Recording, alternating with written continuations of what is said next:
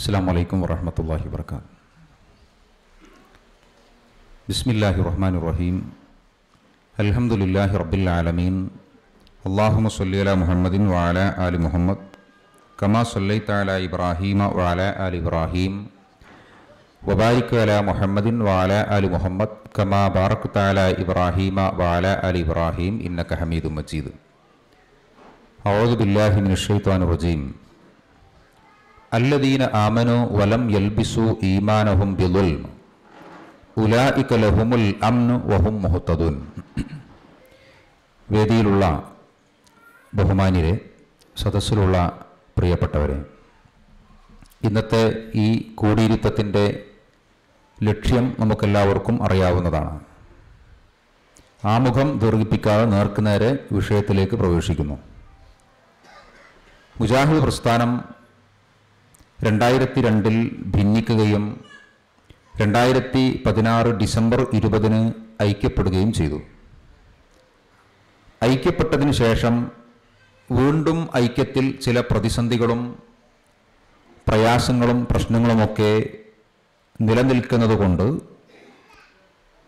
ഐക്യപ്പെട്ട പ്രസ്ഥാനം ഇപ്പോഴും ഭിന്നമായ രൂപത്തിലാണ് മുന്നോട്ട് പോകുന്നത്. അങ്ങനെ ഒരു വിഭാഗം ഐക്യ മുജാഹിദുകളായും മറ്റൊരു വിഭാഗത്തെ വിശേഷിപ്പിക്കുന്നത് ഐക്യവിരോധികളായിട്ടുമാണ്. ഐക്യവിരോധികൾ എന്ന് വിശേഷിപ്പിക്കപ്പെടുന്ന വിഭാഗത്തിലാണ് ബഹുമാന്യനായ CP ഉമർ സുല്ലമിയുടെ നേതൃത്വത്തിൽ മർക്കസ് ദഅവ കേന്ദ്രീകരിച്ച് പ്രവർത്തിക്കുന്ന നമ്മളിൽ പല ആളുകളും ഉള്ളത്. അപ്പോൾ എന്തുകൊണ്ടാണ് നമ്മൾ ഐക്യത്തിൽ നിന്ന് പിന്മാറിയത്? അതല്ലെങ്കിൽ എന്താണ് ഐക്യത്തിനു ശേഷം ഉണ്ടായിരിക്കുന്ന അടിസ്ഥാനപരമായ പ്രശ്നങ്ങൾ ഒരുപാടുണ്ട്. അതിൽ അടിസ്ഥാനപരമായ പ്രശ്നം എന്താണ്? ഈ വിഷയവുമായി ബന്ധപ്പെട്ട് ചില കാര്യങ്ങൾ സൂചിപ്പിക്കാനാണ് ഉദ്ദേശിക്കുന്നത്.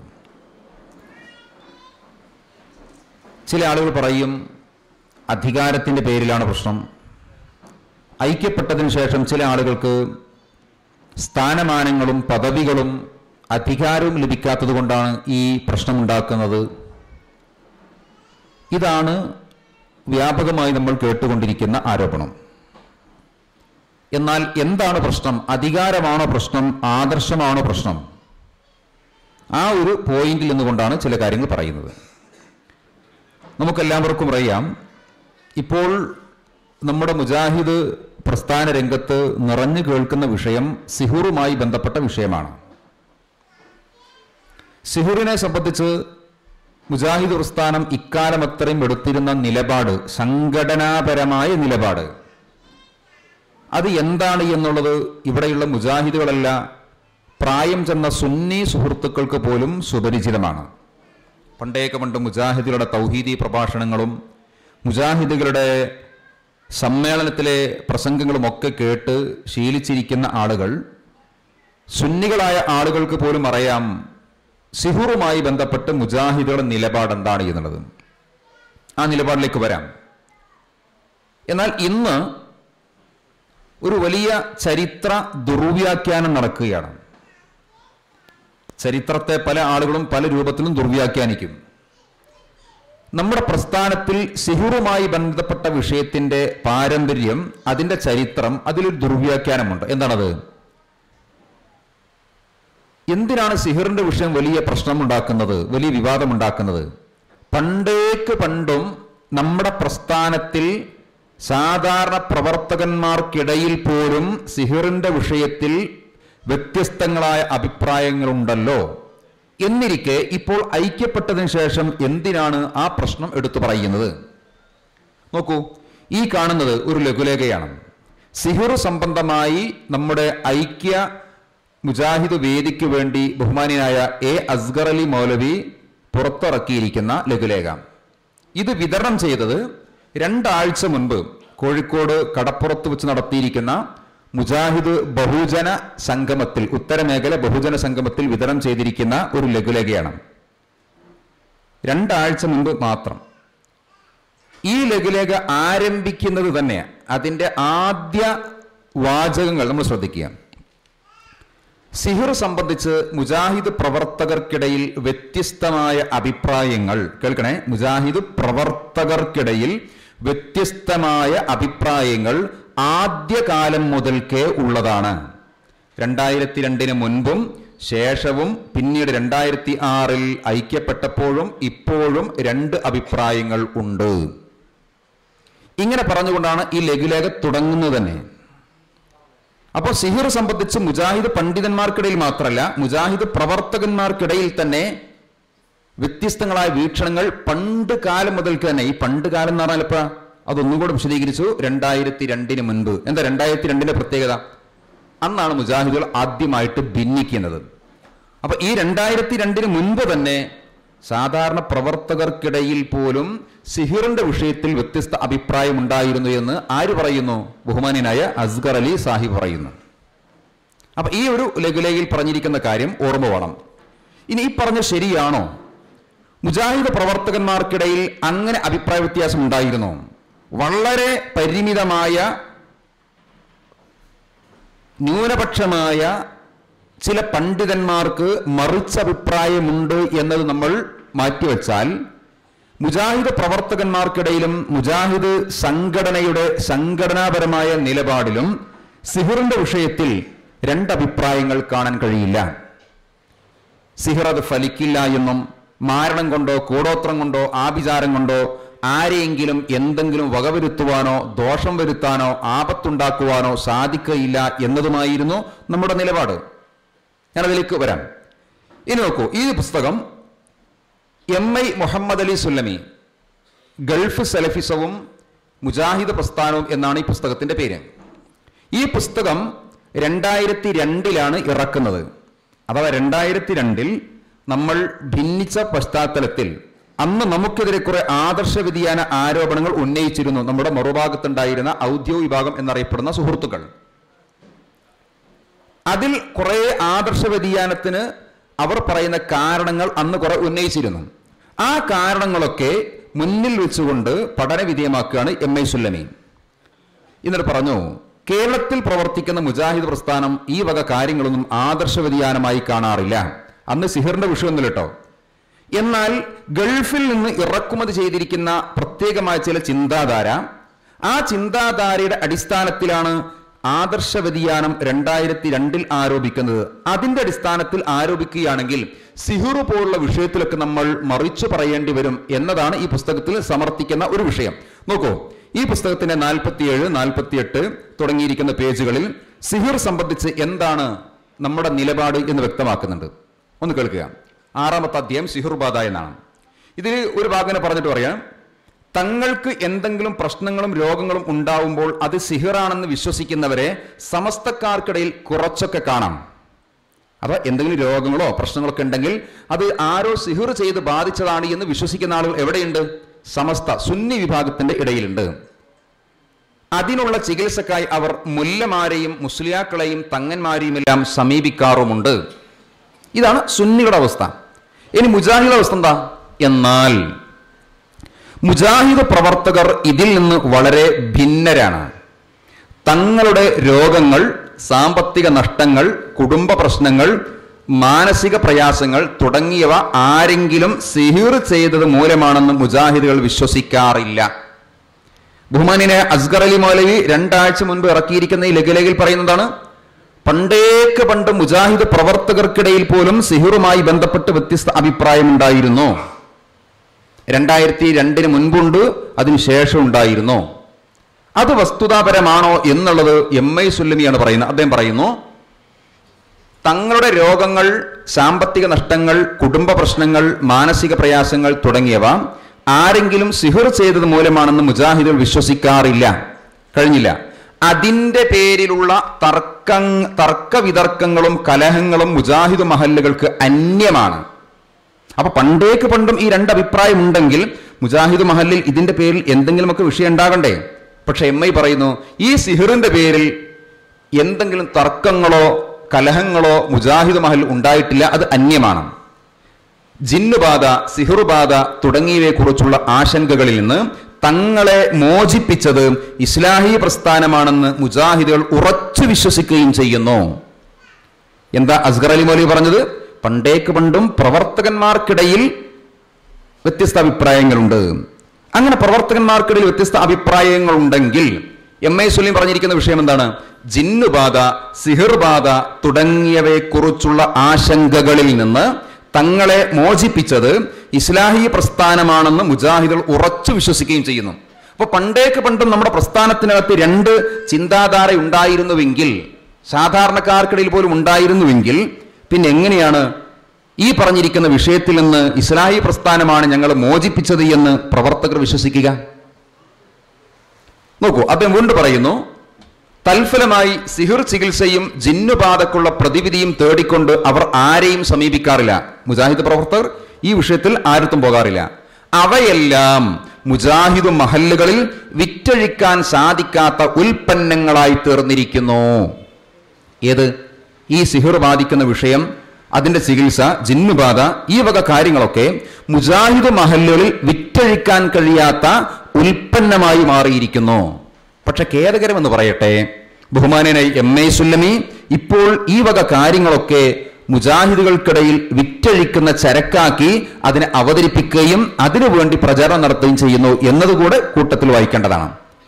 അപ്പൊ പ്രസ്ഥാനം ഈ വിഷയത്തിൽ എന്ത് നിലപാട് എടുത്തുകൊണ്ടാണ് പ്രബോധനം നടത്തിയത്? എങ്ങനെയാണ് കേരളത്തിലുള്ള മുജാഹിദുകൾ എന്ന് മാത്രമല്ല, ഒരു വേള സുന്നി സുഹൃത്തുക്കളിൽ പോലും നല്ലൊരു വിഭാഗത്തിനും ഇതൊക്കെ അന്ധവിശ്വാസമാണ്, ഇതിനൊന്നും നമ്മൾ പേടിക്കേണ്ടതില്ല എന്ന ചിന്ത ഉണ്ടായത് എന്തുകൊണ്ടാണ്? അസ്ഗർ അലി മൗലവി പറഞ്ഞതുപോലെ പണ്ടേക്ക് പണ്ട് പ്രവർത്തകന്മാർക്കിടയിൽ പോലും രണ്ടഭിപ്രായം ഉണ്ടായിരുന്നുവെങ്കിൽ നമ്മൾ എപ്പോഴും കേട്ടിട്ടുണ്ടോ, ഈ 2002 ശേഷം നമ്മൾ ഭിന്നിച്ചപ്പോൾ നമ്മൾ മടവൂർ വിഭാഗമായും മറുഭാഗത്തെ സുഹൃത്തുക്കൾ ഔദ്യോഗിക വിഭാഗമായും പ്രവർത്തിച്ചു. ആ ഔദ്യോഗികമായി വിഭാഗമായി പ്രവർത്തിക്കുന്നതിന് ഇടയിൽ വിസ്ഡം വിഭാഗത്തിന്റെ സുഹൃത്തുക്കൾ അവർ കൊണ്ടുവന്നിരിക്കുന്ന ഒരുപാട് ആശയങ്ങൾ, സിഹിറുമായി ബന്ധപ്പെട്ട, അതുപോലെ തന്നെ ജിന്നുബാധയുമായി ബന്ധപ്പെട്ട വിഷയങ്ങൾ, അതിനുശേഷമാണ് പ്രവർത്തകർക്കിടയിൽ ഈ വിഷയത്തിലുള്ള അങ്കലാപ്പ് ഉണ്ടാകുന്നത്, സംശയങ്ങൾ ജനിക്കുന്നത്. അതല്ലാതെ ഒരു നൂറ്റാണ്ട് കാലമായി പ്രവർത്തിക്കുന്ന മുജാഹിദ് പ്രസ്ഥാനം ഒറ്റപ്പെട്ട ചില പണ്ഡിതന്മാർക്ക് വ്യത്യസ്ത അഭിപ്രായങ്ങൾ ഉണ്ട് എന്ന് നമ്മൾ സമ്മതിച്ചാൽ തന്നെയും സംഘടനാപരമായി ഈ പറഞ്ഞിരിക്കുന്ന സിഹിർ ഫലിക്കും എന്ന ഒരു വാദമോ വിശ്വാസമോ കേരളക്കരയിൽ പ്രചരിപ്പിച്ചിട്ടില്ല. ഇല്ലെന്നു മാത്രമല്ല, ചെയ്തതൊക്കെ നേരെ മറിച്ചാണ്. നോക്കൂ, എൻ്റെ കയ്യിൽ കാണുന്നത് ഒരു വാദപ്രതിവാദത്തിന് ക്ഷണിച്ചുകൊണ്ടുള്ള കത്താണ്.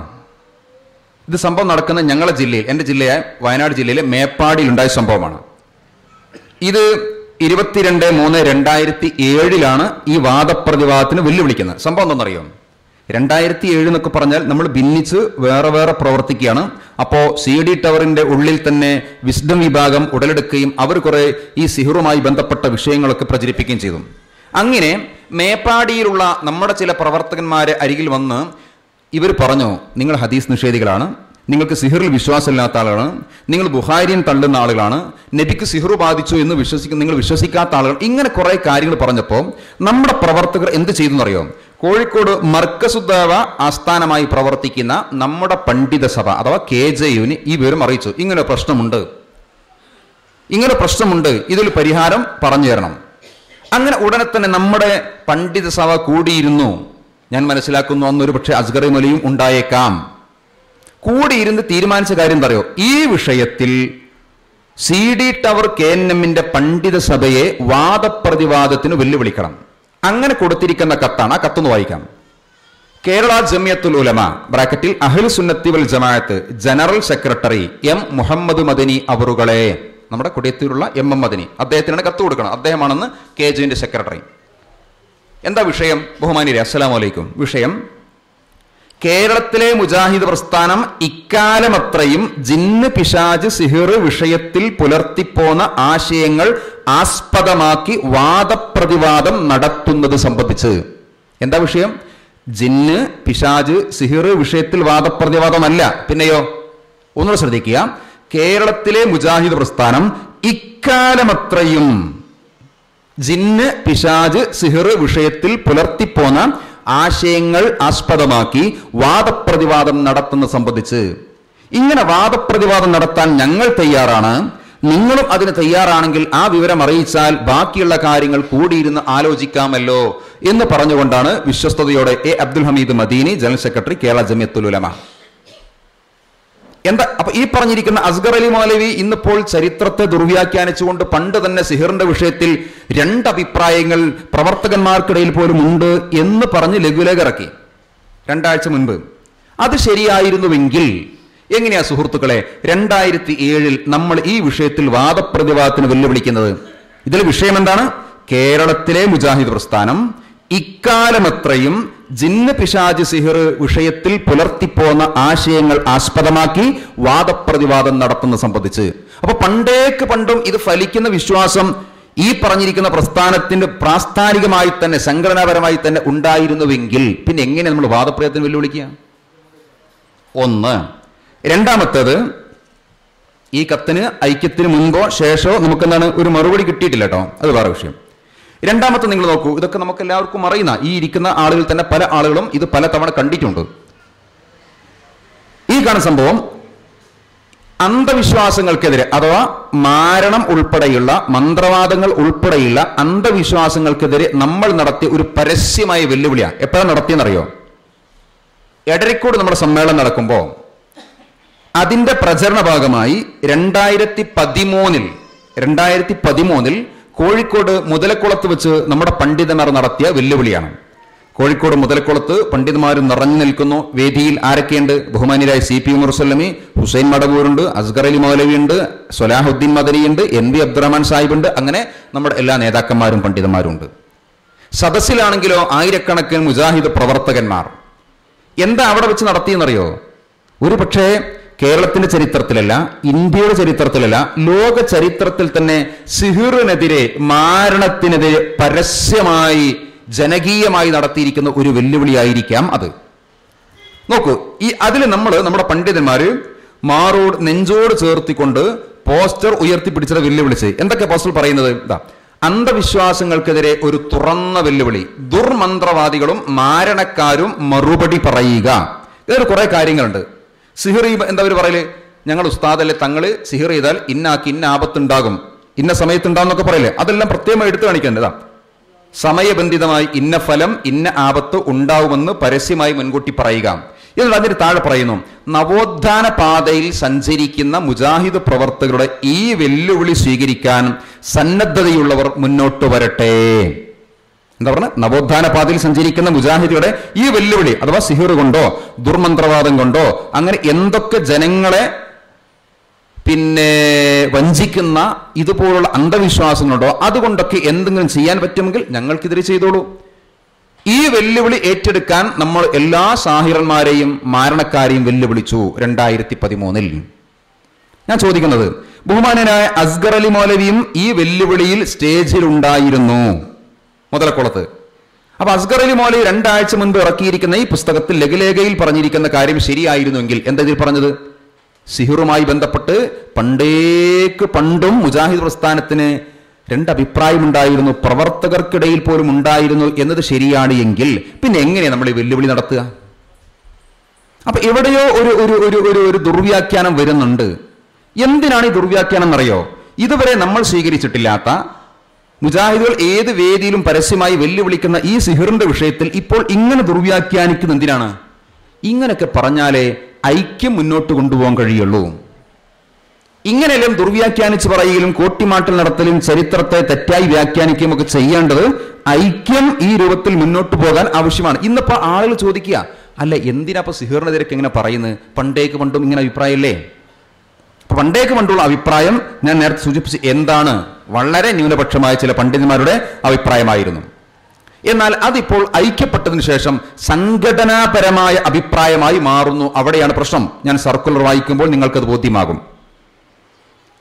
ഇനി നോക്കൂ, മദ്രസ പാഠപുസ്തകം ഈ പറഞ്ഞിരിക്കുന്നത് ഒന്ന് 2007 വാദപ്രതിവാദ വെല്ലുവിളി, രണ്ടാമത്തെ 2013 പരസ്യമായ വെല്ലുവിളി. അതിനും ഒക്കെ എത്രയോ മുൻപ് തന്നെ KNM മദ്രസ കുട്ടികളിൽ പഠിപ്പിക്കുന്ന പാഠപുസ്തകം, ആ പാഠപുസ്തകത്തിലെ 2ാമത്തെ പാഠം അസിഹുറു, മാരണം എന്ന് പറയുന്ന പാഠം. അതിൽ പറയുന്ന വിഷയം എന്താണ്? അങ്ങനെ കുറെ പറഞ്ഞിട്ട് അതിന് പുറമെ ഗൂഢവും അജ്ഞാതവുമായ അന്യരെ ഉപദ്രവിക്കാൻ വേണ്ടിയാണ് മിക്ക സിഹറും നടത്തുന്നത് എന്ന് പറഞ്ഞുവല്ലോ. മറ്റുള്ളവരെ ഉപദ്രവിക്കുവാനുള്ള ശ്രമം എന്ന നിലയ്ക്ക് അത്തരം സിഹറുകൾ പാപമാണ്. അതിന് പുറമെ ഗൂഢവും അജ്ഞാതവുമായ വഴിക്കാണ് സിഹറിന്റെ ഫലം പ്രതീക്ഷിക്കുന്നത്. അജ്ഞാത ശക്തികളെ ആശ്രയിക്കുന്നത് കുഫറും ശിർക്കുമായി തീരും. അതുകൊണ്ട് തന്നെയാണ് മഹാപാപങ്ങൾ രണ്ടാമതായി സിഹറിനെ എണ്ണുന്നത്. നമ്മൾ ശരിക്കും ചിന്തിക്കേണ്ട വിഷയം, അസ്ഗർ അലി മൗലവി പറഞ്ഞ പോലെ പണ്ടും രണ്ടഭിപ്രായങ്ങൾ മുജാഹിദുകൾക്കിടയിൽ ഉണ്ടായിരുന്നു എന്നത് ശരിയായിരുന്നുവെങ്കിൽ, പ്രവർത്തകർക്കിടയിൽ പോലും ഉണ്ടായിരുന്നു എന്നത് ശരിയാണെങ്കിൽ, നമ്മൾ മദ്രസ പാഠപുസ്തകത്തിൽ എന്താ പഠിപ്പിക്കേണ്ടത്? ഒന്ന്. രണ്ടാമത്തേത്, നാളിന്ന് വരെയും മുജാഹിദ് മദ്രസ പാഠപുസ്തകത്തിൽ സിഹിറിനെ സംബന്ധിച്ച് പഠിപ്പിച്ചിരിക്കുന്ന പാഠം കേട്ടിട്ട് ഏതെങ്കിലും ഒരു കുട്ടി സിഹിർ ഫലിക്കുന്നാണ് വിശ്വസിച്ചത്, അല്ല ഫലിക്കൂല എന്നാണ് വിശ്വസിക്കുന്നത്? നമ്മൾ മനസ്സിലാക്കേണ്ടതാണ്. ഇതുവരെയും മുജാഹിദ് മദ്രസയിൽ ഈ പാഠപുസ്തകം പഠിപ്പിച്ചിട്ട് കുട്ടികളൊക്കെ സിഹിറിനെതിരെയാണ് വിശ്വസിക്കുന്നത്, സിഹിർ കൊണ്ട് ഒരു ചുക്കും ചെയ്യാൻ കഴിയില്ല എന്നതാണ് കുട്ടികളുടെ മനസ്സിൽ ഉറച്ച വിശ്വാസമായത് എങ്കിൽ നമ്മളെടുത്ത നിലപാടും തീരുമാനവും അങ്ങനെ തന്നെയായിരുന്നു. മറിച്ചുള്ള വ്യാഖ്യാനമൊക്കെ ഇപ്പോൾ ഐക്യത്തിന് ന്യായീകരിക്കുവാനും ഐക്യത്തിന് ഒരു കോട്ടവും, എന്തൊക്കെ പറഞ്ഞാലും ആദർശത്തിന് എവിടെയെങ്കിലും മായം ചേർന്നാലും ഐക്യത്തിന് ഒരു കോട്ടം സംഭവിക്കാൻ പാടില്ല എന്നുള്ള നിലക്കാണ് വ്യാഖ്യാനങ്ങൾ. ഇനി നമുക്ക് സർക്കുലറിലേക്ക് പോകാം. അപ്പൊ ഈ വക കാര്യങ്ങളൊക്കെ ആമുഖമായി പറഞ്ഞു വെച്ചത് മുജാഹിദ് പ്രസ്ഥാനം സിഹിറുമായി ബന്ധപ്പെട്ടെടുത്തിരിക്കുന്ന ആ വിഷയത്തിലുള്ള നിലപാടെന്തായിരുന്നു? പരസ്യമായി വാദപ്രതിവാദത്തിന് വരെ വെല്ലുവിളിക്കാൻ നമ്മൾ ആ വിഷയത്തിൽ നമുക്ക് നിലപാടുണ്ടായിരുന്നു എന്നതാണ് വ്യക്തമാക്കിയത്. ഇനി നോക്കൂ, ഈ സർക്കുലറാണ് ഇന്നിപ്പോൾ പല ആളുകളും വിശദീകരിച്ച് നടക്കുന്നത്. നമ്മൾ നോക്കണം, ഇങ്ങനെ വിശദീകരിക്കേണ്ട ഒരു ആവശ്യമില്ല. ഇതിലൊരു വ്യക്തത വരുത്തിയാൽ, ഒരു തിരുത്തു കൊടുത്താൽ, ഇതിൽ അവ്യക്തമായി എന്തെങ്കിലും ഭാഗമുണ്ടെങ്കിൽ അതൊന്ന് തിരുത്തിയാൽ പിന്നെ ഇത് വിശദീകരിക്കാൻ നാട് നീളെ ഓടി നടക്കേണ്ട ആവശ്യമില്ല. നമുക്കെല്ലാവർക്കും ഒന്നിച്ച് ഐക്യത്തിന്റെ കൂട്ടത്തിലും പോകാം. എന്താ സർക്കുലർ പറയുന്നറിയോ? ഈ സർക്കുലർ ഇറങ്ങുന്ന തീയതി 5/6/2017. നമ്മൾ ഐക്യപ്പെട്ടത് 2016 ഡിസംബർ 20. അപ്പൊ ഡിസംബർ കഴിഞ്ഞു, ജനുവരി, ഫെബ്രുവരി, മാർച്ച്, ഏപ്രിൽ, മെയ്, ജൂൺ 5-ാം തീയതിയാണ് ഈ സർക്കുലർ ഇറങ്ങുന്നത്. എന്താ സർക്കുലർ പറയുന്നത്? വിഷയം സിഹിർ സംബന്ധിച്ച സംഘടനയുടെ നിലപാട്. ഒരു വ്യക്തിയുടെ നിലപാടല്ല, ഏതാനും വ്യക്തികളുടെയോ ഗ്രൂപ്പിന്റെയോ നിലപാടല്ല, പിന്നെയോ സിഹിർ സംബന്ധിച്ച് സംഘടനയുടെ നിലപാട്. അപ്പൊ സംഘടന എന്ന് പറഞ്ഞാൽ ഈ സമയത്ത് സംഘടനയിൽ ആരൊക്കെയുണ്ട്? ഈ ഐക്യപ്പെട്ട സമയത്ത് നമ്മളെല്ലാവരും സംഘടനയിലുണ്ട് എന്ന് പറഞ്ഞാൽ ഇനി ഈ നിലപാട്, ഇനി പറയുന്ന നിലപാട് ഈ സംഘടനയിൽ നിൽക്കുന്ന നമ്മുടെ എല്ലാവരുടെ നിലപാടായി മാറണം. അവിടെ ഈ പ്രശ്നമുള്ളത്. എന്താ നിലപാട് കേട്ടോളൂ. മാരണം, കൂടോത്രം, ആഭിചാരം എന്നീ അർത്ഥത്തിലുള്ള സിഹിർ മഹാപാപമാണ്. മാരണം, ആഭിചാരം, കൂടോത്രം, ആഭിചാരം എന്നീ അർത്ഥത്തിലുള്ള സിഹിർ മഹാപാപമാണ്. ശരിക്കും ശ്രദ്ധിക്കുക. സിഹിർ എന്ന അറബി വാക്കിന് ഒരുപാട് അർത്ഥമുണ്ട്. മാജിക് എന്നർത്ഥമുണ്ട്, ടെലിപ്പതി എന്നർത്ഥമുണ്ട്, ഹിപ്നോട്ടിസം എന്നർത്ഥമുണ്ട്. എന്നാൽ നമ്മുടെ സർക്കുലർ ചർച്ച ചെയ്തിരിക്കുന്നത് ഏത് അർത്ഥത്തിലുള്ള സിഹിറാണ്? മാജിക്കാണോ? അല്ല. ടെലിപ്പതിയാണോ? അല്ല. ഹിപ്നോട്ടിസമാണോ? അല്ല. കേൾക്കുക, മാരണം, കൂടോത്രം, ആഭിചാരം എന്നീ അർത്ഥത്തിലുള്ള സിഹിർ മഹാപാപമാണ്. ഞാൻ ഇതിങ്ങനെ തന്നെ പറയാൻ കാരണം എന്താ അറിയോ? ബഹുമാന്യരായ നമ്മുടെ ചില പണ്ഡിതന്മാർ, ഐക്യത്തിന് മുൻപൊക്കെ നമ്മുടെ കൂട്ടത്തിലുണ്ടായിരുന്ന ചില പണ്ഡിതന്മാർ ഇന്നിപ്പോൾ ഈ സർക്കുലർ വിശദീകരിച്ചുകൊണ്ട് പറയുന്നത് ഇതിൽ പറഞ്ഞിരിക്കുന്ന ഒരു ഭാഗം അത് മാജിക്കിനെ സംബന്ധിച്ചാണെന്നാണ്. അത് മാജിക്കിനെ സംബന്ധിച്ച് ഒരു പരാമർശവും വരുന്നില്ല എന്നുള്ളത് ബോധ്യമാകാനാണ് ഈ വിഷയത്തിൽ ആദ്യം തന്നെ എഴുതിയ എന്താണ്? മാരണം, കൂടോത്രം, ആഭിചാരം എന്നീ അർത്ഥത്തിലുള്ള സിഹിർ മഹാപാപമാണ്. ഒന്ന്. രണ്ടാമത്തെ, അത് ചെയ്യുന്നതും ചെയ്യിക്കുന്നതും ഹറാമാണ്. ഏതാ അത് എന്ന് പറഞ്ഞാൽ? മാജിക് അല്ല, ഹിപ്നോട്ടിസം അല്ല, അത് അഥവാ മാരണം, കൂടോത്രം, ആഭിചാരം അത് ചെയ്യുന്നതും ഹറാമാണ്. ഇനി പറയുന്നു, ഈ അർത്ഥത്തിലുള്ള, നേരത്തെ പറഞ്ഞ അർത്ഥത്തിലുള്ള സിഹിർ ഒരു വസ്തുതയാണ്, ഹക്കീക്കത്ത് ആണ് ബ്രാക്കറ്റിൽ. ഇനി കേൾക്കണേ, ഇതിന് ഏതാ? ഇതിനെന്ന് പറഞ്ഞാൽ മാജിക് അല്ല, മാരണം അഥവാ കോഴിമുട്ടയിലോ തകിടിലോ തകരത്തിലോ തേങ്ങയിലോ പലകയിൽ ആണിയടിച്ചോ പുഴയിൽ ഒഴുക്കിയോ എവിടെങ്കിലും വീട്ടിന്റെ മൂലയിൽ കുഴിച്ചിട്ടോ അങ്ങനെയൊക്കെ നമ്മൾ ചെയ്യുന്ന കുറെ സിഹിർ ഉണ്ടല്ലോ നമ്മുടെ നാട്ടിൽ. അപ്പറഞ്ഞിരിക്കുന്ന മാരണം അതാ ഇതിന് പ്രതിഫലനം അഥവാ പ്രതിഫലം എന്ന് പറഞ്ഞാൽ എഫക്റ്റ്, അതുകൊണ്ട് എന്തെങ്കിലുമൊക്കെ ദോഷം വരുത്താൻ കഴിയുക, സ്വാധീനം ഉണ്ടാക്കാൻ കഴിയുക. അങ്ങനെ പ്രതിഫലനം ഉണ്ടാകാമെന്നതാണ് അഹ്ലു സുന്നയുടെ ഭൂരിപക്ഷാഭിപ്രായം. ഇവിടെ മുതൽ ചില പ്രശ്നം തുടങ്ങുകയാണ്. സംഘടനക്ക് ഐക്യത്തിന് ശേഷം എന്താണ് ചില ഗതിവിഗതി മാറ്റം സംഭവിക്കുന്നത് ഈ സിഹിറിന്റെ വിഷയത്തിൽ അത് ശ്രദ്ധാപൂർവ്വം നമ്മൾ കേൾക്കുകയാണെങ്കിൽ ബോധ്യമാകും. അഹ്ലുസുന്ന എന്ന് പറഞ്ഞാൽ മുസ്ലിം ലോകത്ത് നമ്മുടെ മുജാഹിദ് പ്രസ്ഥാനക്ക് ഉണ്ടാകുന്നതിന്റെ എത്രയോ നൂറ്റാണ്ടുകൾക്ക് മുൻപ് തന്നെ നിലനിൽക്കുന്ന ഒരു സംവിധാനമാണ്. ഒരു വിഭാഗം ഷിയാക്കളാണ്, മറുവിഭാഗം അഹ്ലുസുന്നയാണ്. ഈ അഹ്ലുസുന്നയിലെ പണ്ഡിതന്മാരിൽ ചിലർക്ക് സിഹിർ ഫലിക്കും, അതുകൊണ്ട് എന്തെങ്കിലുമൊക്കെ ചെയ്യാൻ സാധിക്കും എന്ന വിശ്വാസമുണ്ട്. എന്നാൽ ഈ വിശ്വാസം ഒരു നൂറ്റാണ്ട് കാലമായി പ്രവർത്തിക്കുന്ന മുജാഹിദുകൾ സ്വീകരിച്ചിരുന്നോ? തന്നെയുമല്ല, നമ്മുടെ നിലപാടെന്തായിരുന്നു? ഒരു വിഷയത്തിൽ ഭൂരിപക്ഷം പണ്ഡിതന്മാർ എന്ത് പറയുന്നു എന്നതല്ല നമ്മൾ നോക്കിയത്. പിന്നെയോ ഒരു വിഷയം വിവാദമാകുമ്പോൾ, അത് ചർച്ചയ്ക്ക് വിധേയമാകുമ്പോൾ ഖുർആനിനോടും ഇസ്ലാമിന്റെ മൗലികമായ സിദ്ധാന്തങ്ങളോടും തത്വങ്ങളോടും അതിന്റെ ആശയ ആദർശങ്ങളോടും ഒക്കെ യോജിക്കുന്ന അഭിപ്രായം ആരാ പറയുന്നത്? അത് ന്യൂനപക്ഷമായാൽ ആ ന്യൂനപക്ഷം സ്വീകരിക്കും, ഭൂരിപക്ഷം യോജിച്ചു പറഞ്ഞാൽ അത് സ്വീകരിക്കും. അപ്പൊ നമ്മൾ ഇതുവരെ അഹ്ലുസുന്നയുടെ ഭൂരിപക്ഷ അഭിപ്രായത്തിന്റെ പിന്നാലെ പോയിട്ടില്ല. ഒരു നൂറ്റാണ്ടുകാലമായി പ്രവർത്തിക്കുന്ന മുജാഹിദ് പ്രസ്ഥാനം സിഹിറിന്റെ വിഷയത്തിൽ അഹ്ലുസുന്നയുടെ ഭൂരിപക്ഷ അഭിപ്രായമായിരുന്നില്ല ഇക്കാലം അത്രയും സ്വീകരിച്ചത്. സിഹിർ ഫലിക്കില്ല, അത് തനി അന്ധവിശ്വാസമാണ്, അത് ജനങ്ങളെ പൊട്ടത്തരത്തിലേക്ക് എത്തിക്കുന്ന ഒരു അടിസ്ഥാനവും ഇല്ലാത്തതാണ് എന്ന അഹ്ലുസുന്നയുടെ ന്യൂനപക്ഷ അഭിപ്രായമായിരുന്നു നമ്മൾ സ്വീകരിച്ചത്. അതുകൊണ്ടാണ് നമ്മൾ മറുഭാഗത്തെ KJയുവിനെ വാദപ്രതിവാദത്തിന് വരെ വെല്ലുവിളിച്ചത്. അതുകൊണ്ടാണ് നമ്മൾ കോഴിക്കോട് മുതലക്കുളത്ത് വെച്ച് പരസ്യമായി വെല്ലുവിളിച്ചത്. എന്നാൽ ഐക്യത്തിനു ശേഷം എന്ത് സംഭവിച്ചു എന്നറിയോ?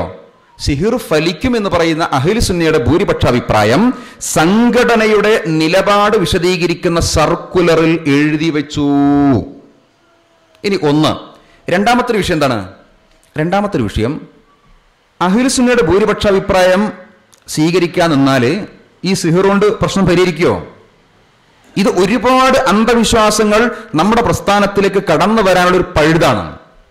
ഇതേ മാനദണ്ഡം വെച്ചുകൊണ്ട് ആളുകൾക്ക് ചോദിക്കാം, അല്ല സിഹിറിന്റെ വിഷയത്തിൽ അഹ്ലുസുന്നയുടെ ഭൂരിപക്ഷ നിലപാട് നിങ്ങൾ സർക്കുലറിൽ എഴുതി വെച്ചല്ലോ, അങ്ങനെയാണെങ്കിൽ ജിന്ന് ശരീരത്തിൽ കയറിക്കൂടും, ജിന്ന് രോഗമുണ്ടാക്കും, ജിന്ന് ശാരീരിക ഉപദ്രവമുണ്ടാക്കും, ഈ വിഷയത്തിൽ എന്താണ് അഹ്ലുസുന്നയുടെ നിലപാട്?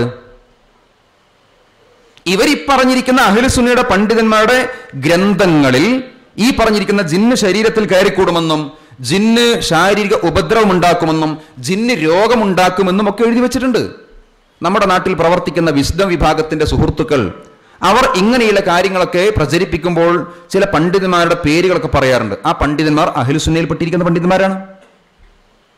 അപ്പൊ സിഹിർ ഫലിക്കും, മാരണം, കൂടോത്രം, ആഭിചാരം എന്നീ അർത്ഥത്തിലുള്ള സിഹിർ ഫലിക്കുമെന്നത് അഹ്ലുസുന്നയുടെ ഭൂരിപക്ഷ അഭിപ്രായം നാം സംഘടനയുടെ നിലപാട് വിശദീകരിക്കുന്ന സർക്കുലറിലേക്ക് കൊണ്ടുവരികയാണ് എങ്കിൽ അതിനെ നാം അംഗീകരിക്കേണ്ടി വന്നു കഴിഞ്ഞാൽ ഇതേ മാനദണ്ഡം വെച്ചുകൊണ്ട്, ഈ തത്വം വെച്ചുകൊണ്ട് തന്നെ മറ്റുള്ള പല അന്ധവിശ്വാസങ്ങളും ഇങ്ങോട്ട് കൊണ്ടുവരാം.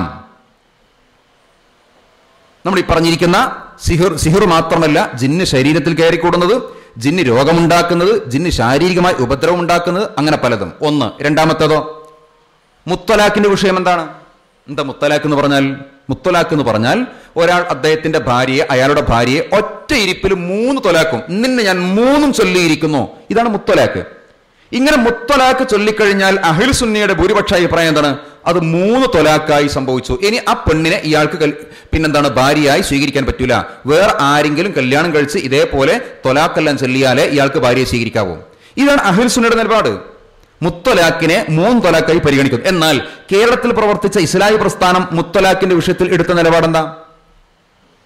നമ്മൾ ഖുർആൻ ഓതിക്കൊണ്ടാണ് ജനങ്ങളെ ബോധവൽക്കരിച്ചത്. എന്താ കാരണം? അത്തൊലാഖു മറത്താനി, തിരിച്ചെടുക്കാൻ പറ്റുന്ന തൊലാഖ് 2 തവണകളിലായി, 2 ഘട്ടങ്ങളിലായി നിർവഹിക്കേണ്ടതാണ്.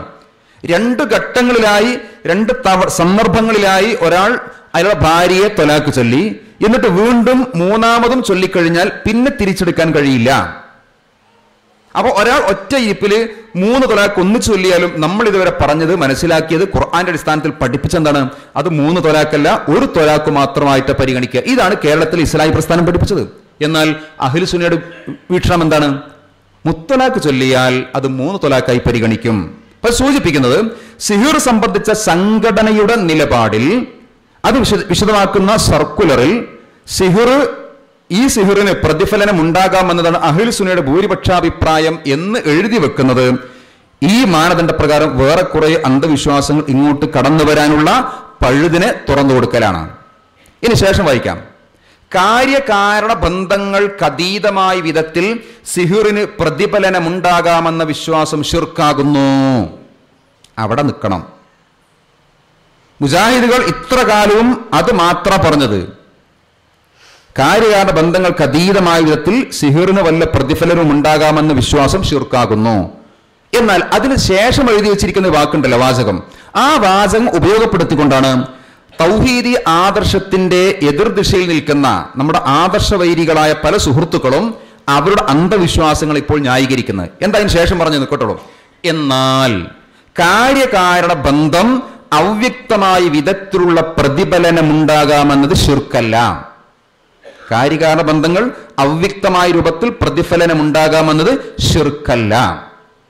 ഈ ഭാഗം ഇന്ന് വായിച്ചുകൊണ്ടാണ് നമ്മുടെ അള്ളാഹു അല്ലാത്ത മറ്റുള്ളവരെ വിളിച്ച് പ്രാർത്ഥിക്കുന്ന ആളുകൾ അവരുടെ വാദങ്ങളെ ന്യായീകരിച്ചുകൊണ്ടിരിക്കുന്നത്. എന്താ ചോദിക്കുന്നറിയോ? ഞങ്ങൾ മൊഹീദ്ദീൻ ഷെയ്ഖിനെയും മമ്പുറം തങ്ങളെയൊക്കെ വിളിച്ച് പ്രാർത്ഥിക്കുമ്പോൾ അതൊക്കെ തെറ്റാണ്, ശിർക്കാണെന്ന് പറഞ്ഞ് ആക്ഷേപിക്കാറില്ലേ? ഇനി നിങ്ങൾ അങ്ങനെ ആക്ഷേപിക്കേണ്ട. എന്താ കാരണം എന്നറിയോ? ഞങ്ങൾ മൊഹീദ്ദീൻ ഷെയ്ഖിനോട് രക്ഷ ചോദിക്കുമ്പോൾ, മമ്പുറം തങ്ങളെ കാക്കണമെന്ന് വിളിക്കുമ്പോൾ ഞങ്ങളുടെ മനസ്സിൽ ഒരിക്കലും തന്നെ ഇവർ അള്ളാഹിനെ പോലത്തെ അള്ളയാണെന്നോ സ്വയം കഴിവുള്ള ഇലാഹാണെന്നൊന്നും ഞങ്ങൾക്ക് വിശ്വാസമില്ല. പിന്നെ ഞങ്ങൾ എന്താ വിശ്വസിക്കുന്നുള്ളൂ എന്നറിയോ? ഇവരൊക്കെ അള്ളാഹുമായി അടുത്തിരിക്കുന്ന ആളുകളാണല്ലോ. അപ്പൊ നമുക്കറിയാത്ത എന്തോ ഒരു മറഞ്ഞ വഴിയിലൂടെ, സർക്കുലറിൽ സിഹിറിന്റെ വിഷയത്തിൽ അവ്യക്തമായി എന്ന് പറയുന്നു, ഈ സുന്നികൾ എന്ത് പറയുന്നു? നമുക്കറിയാത്ത ഒരു മറഞ്ഞ വഴിയിലൂടെ അവർ നമുക്കെന്തും തന്നേക്കാം, നമുക്കെന്തെങ്കിലും നേട്ടം ഉണ്ടായേക്കാം. ഇത്രേ ഞങ്ങൾക്ക് വിശ്വാസമുള്ളൂ. നിങ്ങൾ സിഹിറുമായി ബന്ധപ്പെട്ട് ഇറക്കിയിരിക്കുന്ന സർക്കുലർ പറയുന്നു കാര്യകാരണ ബന്ധം അവ്യക്തമായ വിധത്തിൽ എന്തെങ്കിലും ഫലിക്കുമെന്ന് വിശ്വസിക്കുന്ന ശിർക്കല്ല.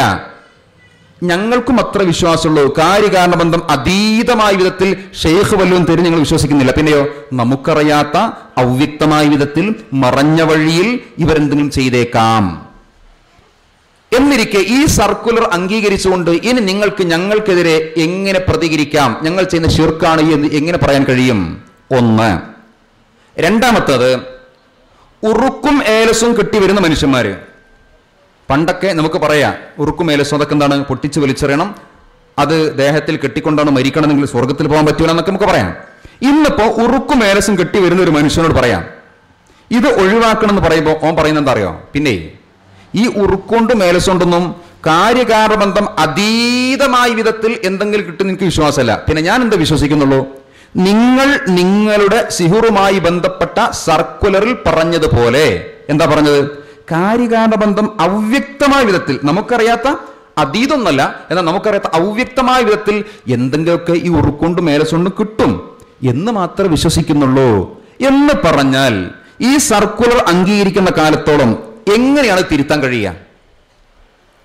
മൂന്നാമത്തേത്, നമ്മൾ ഇത്ര കാലം തൗഹീദിന്റെ വേദികളിലും മറ്റും സിഹിറിനെ വെല്ലുവിളിച്ചപ്പോൾ നമ്മൾ എവിടെയെങ്കിലും കേട്ടിട്ടുണ്ടോ കാര്യകാരണ ബന്ധങ്ങൾക്ക് അതീതമായ സിഹിറിനെ മാത്രമേ ഞങ്ങൾ വെല്ലുവിളിക്കണല്ലോ, കാര്യകാരണ ബന്ധം അവ്യക്തമായ സിഹിറിനെ വെല്ലുവിളിക്കുന്നില്ല എന്ന് കേട്ടിട്ടുണ്ടോ? ഓ സുഹൃത്തുക്കളെ, മുജാഹിദ് പ്രസ്ഥാനം ഇക്കാലം അത്രയും പറയുന്നവർക്കും കേൾക്കുന്നവർക്കും എളുപ്പത്തിൽ മനസ്സിലാക്കാൻ കഴിയുന്ന സുവ്യക്തമായ തനിമയാർന്ന ഒരു തൗഹീദി പ്രബോധനം നടത്തിയിരുന്നു. എന്നാൽ ഈ സർക്കുലർ ഇറങ്ങിയതിന് ശേഷം നമ്മുടെ ആ സുവ്യക്തമായ തനിമയാർന്ന തൗഹീദി പ്രബോധനം അതിന് ചില തടസ്സങ്ങൾ ഉണ്ടായിട്ടുണ്ട്. അത് ഒരേ വേദിയിൽ വെച്ച് പോലും, പ്രത്യേകിച്ച് ഐക്യത്തിന്റെ കൂടെ നിൽക്കുന്ന പണ്ഡിതന്മാരിൽ ആരെങ്കിലും ഈ പറഞ്ഞിരിക്കുന്ന മാരണം കൂടോത്രം ഇതിനെ എതിർക്കുകയാണെങ്കിൽ തൊട്ടപ്പുറത്ത് വേറെ ചോദ്യമാണ്. സിഹിർ ഫലിക്കുമെന്ന് വിശ്വസിക്കുന്നത് ഷിർക്കാണ് എന്ന് പറഞ്ഞിരിക്കുന്ന മൂക്ക് താഴോട്ടുള്ള ഏതെങ്കിലും പണ്ഡിതന്മാരെ കാണിച്ചു തരാൻ പറ്റുമോ? ഇൻഷാ അല്ലാഹ് ഞാൻ പറയാം. ആ വാദത്തിന്റെയും ചോദ്യത്തിന്റെയും പൊള്ളത്തരം നമുക്ക് പറയാം. സർക്കുലർ വായിക്കട്ടെ. അപ്പൊ എന്നാൽ കാര്യകാരണ ബന്ധം അവ്യക്തമായ വിധത്തിലുള്ള പ്രതിഫലനം ഉണ്ടാകാമെന്ന് ശിർക്കല്ല. ഈ ഭാഗം വായിച്ചുകൊണ്ടാണ് നമ്മുടെ കായണ്ണയിൽ പോലും വന്ന് പറഞ്ഞത് അത് മാജിക്കിനെ സംബന്ധിച്ചാണ് പറഞ്ഞത്. അതേ പറയാം, ഈ സർക്കുലർ എവിടെയും മാജിക്കിനെ സംബന്ധിച്ച് പറയുന്നില്ല. മാജിക്കിനെ സംബന്ധിച്ച് പറയുന്നില്ല. ഞാൻ സാധാരണ പറയുന്ന ഒരു ഉദാഹരണം പറയട്ടെ. ഒരു മനുഷ്യന് ആനയെ പറ്റി വിശദീകരിക്കുക. ആന ആന എന്ന് പറഞ്ഞൊരു വലിയ ജീവിയാണ്, കറുത്തിരണ്ട ജീവിയാണ്. വലിയ തൂണ് പോലുള്ള കാലുകളുണ്ട്, നീണ്ടു വളഞ്ഞ തുമ്പിക്കൈയുണ്ട്, പാറ പോലുള്ള ശരീരമുണ്ട്. എന്നാൽ വാല് ചെറുതാണ് എന്നൊരാൾ എഴുതി വെച്ചു. കുറെ കഴിഞ്ഞ് അത് നമ്മുടെ കുട്ടികൾക്ക് പഠിക്കാനോ അല്ലെങ്കിൽ വായിക്കാനൊക്കെ കിട്ടി. അന്നേരം പിന്നെ അതിങ്ങനെ വായിക്കുമ്പോൾ കുറച്ചാൾ പറയണ്, എന്നാൽ വാല് ചെറുതാണെന്നുള്ളത് അത് ആനന്റെ വാലല്ല, മുയലിന്റെ വാലിനെ പറ്റിയാണ്. എന്താ വ്യാഖ്യാനം? ആന ജീവിവർഗത്തിൽപ്പെട്ടതാണ്, ജീവിവർഗത്തിൽ ആന മാത്രമല്ല മുയലും ഉണ്ടല്ലോ, എന്നാ പിന്നെ അത് മുയലിന്റെ വാലായിക്കൂടെ? നമ്മൾ പറയുന്നു ശരി, മുയലിന്റെ വാലാകാം, എന്ത് വേണം? എന്നാൽ മുയലെന്ന ജീവിയുടെ വാല് ചെറുതാണെന്ന് എഴുതിച്ചാൽ ഒരു സംശയം ഉണ്ടാവില്ല. ഇതുപോലെ മാരണം, കൂടോത്രം, ആഭിചാരം എന്നീ അർത്ഥത്തിലുള്ള സിഹിറിനെ സംബന്ധിച്ച് പ്രതിപാദിക്കുമ്പോ അതിൽ പിന്നെ മാജിക്കിനെ കയറ്റി വെക്കുമ്പോ സിഹിറിന് മാജിക്കും അർത്ഥമുണ്ട്, എന്നാ പിന്നെ മാജിക് ആയിക്കോട്ടെ എന്ന് ആളുകൾക്ക് തിരിയാത്ത വിധം എഴുതി വെച്ചാൽ അത് മാജിക്കിനെ പറ്റിയല്ല, മാരണത്തിനെ സംബന്ധിച്ച് തന്നെയാണ് മനസ്സിലാക്കുക.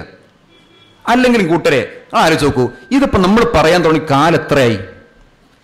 ഒന്ന് തിരുത്തുന്നതിന് എന്താ കുഴപ്പമുള്ളത്? ഇത് മാജിക് ആണെങ്കിൽ ശരി, മാജിക് എന്ന് എഴുതാൻ എന്തിനാണ് ഈ പിടിവാശി?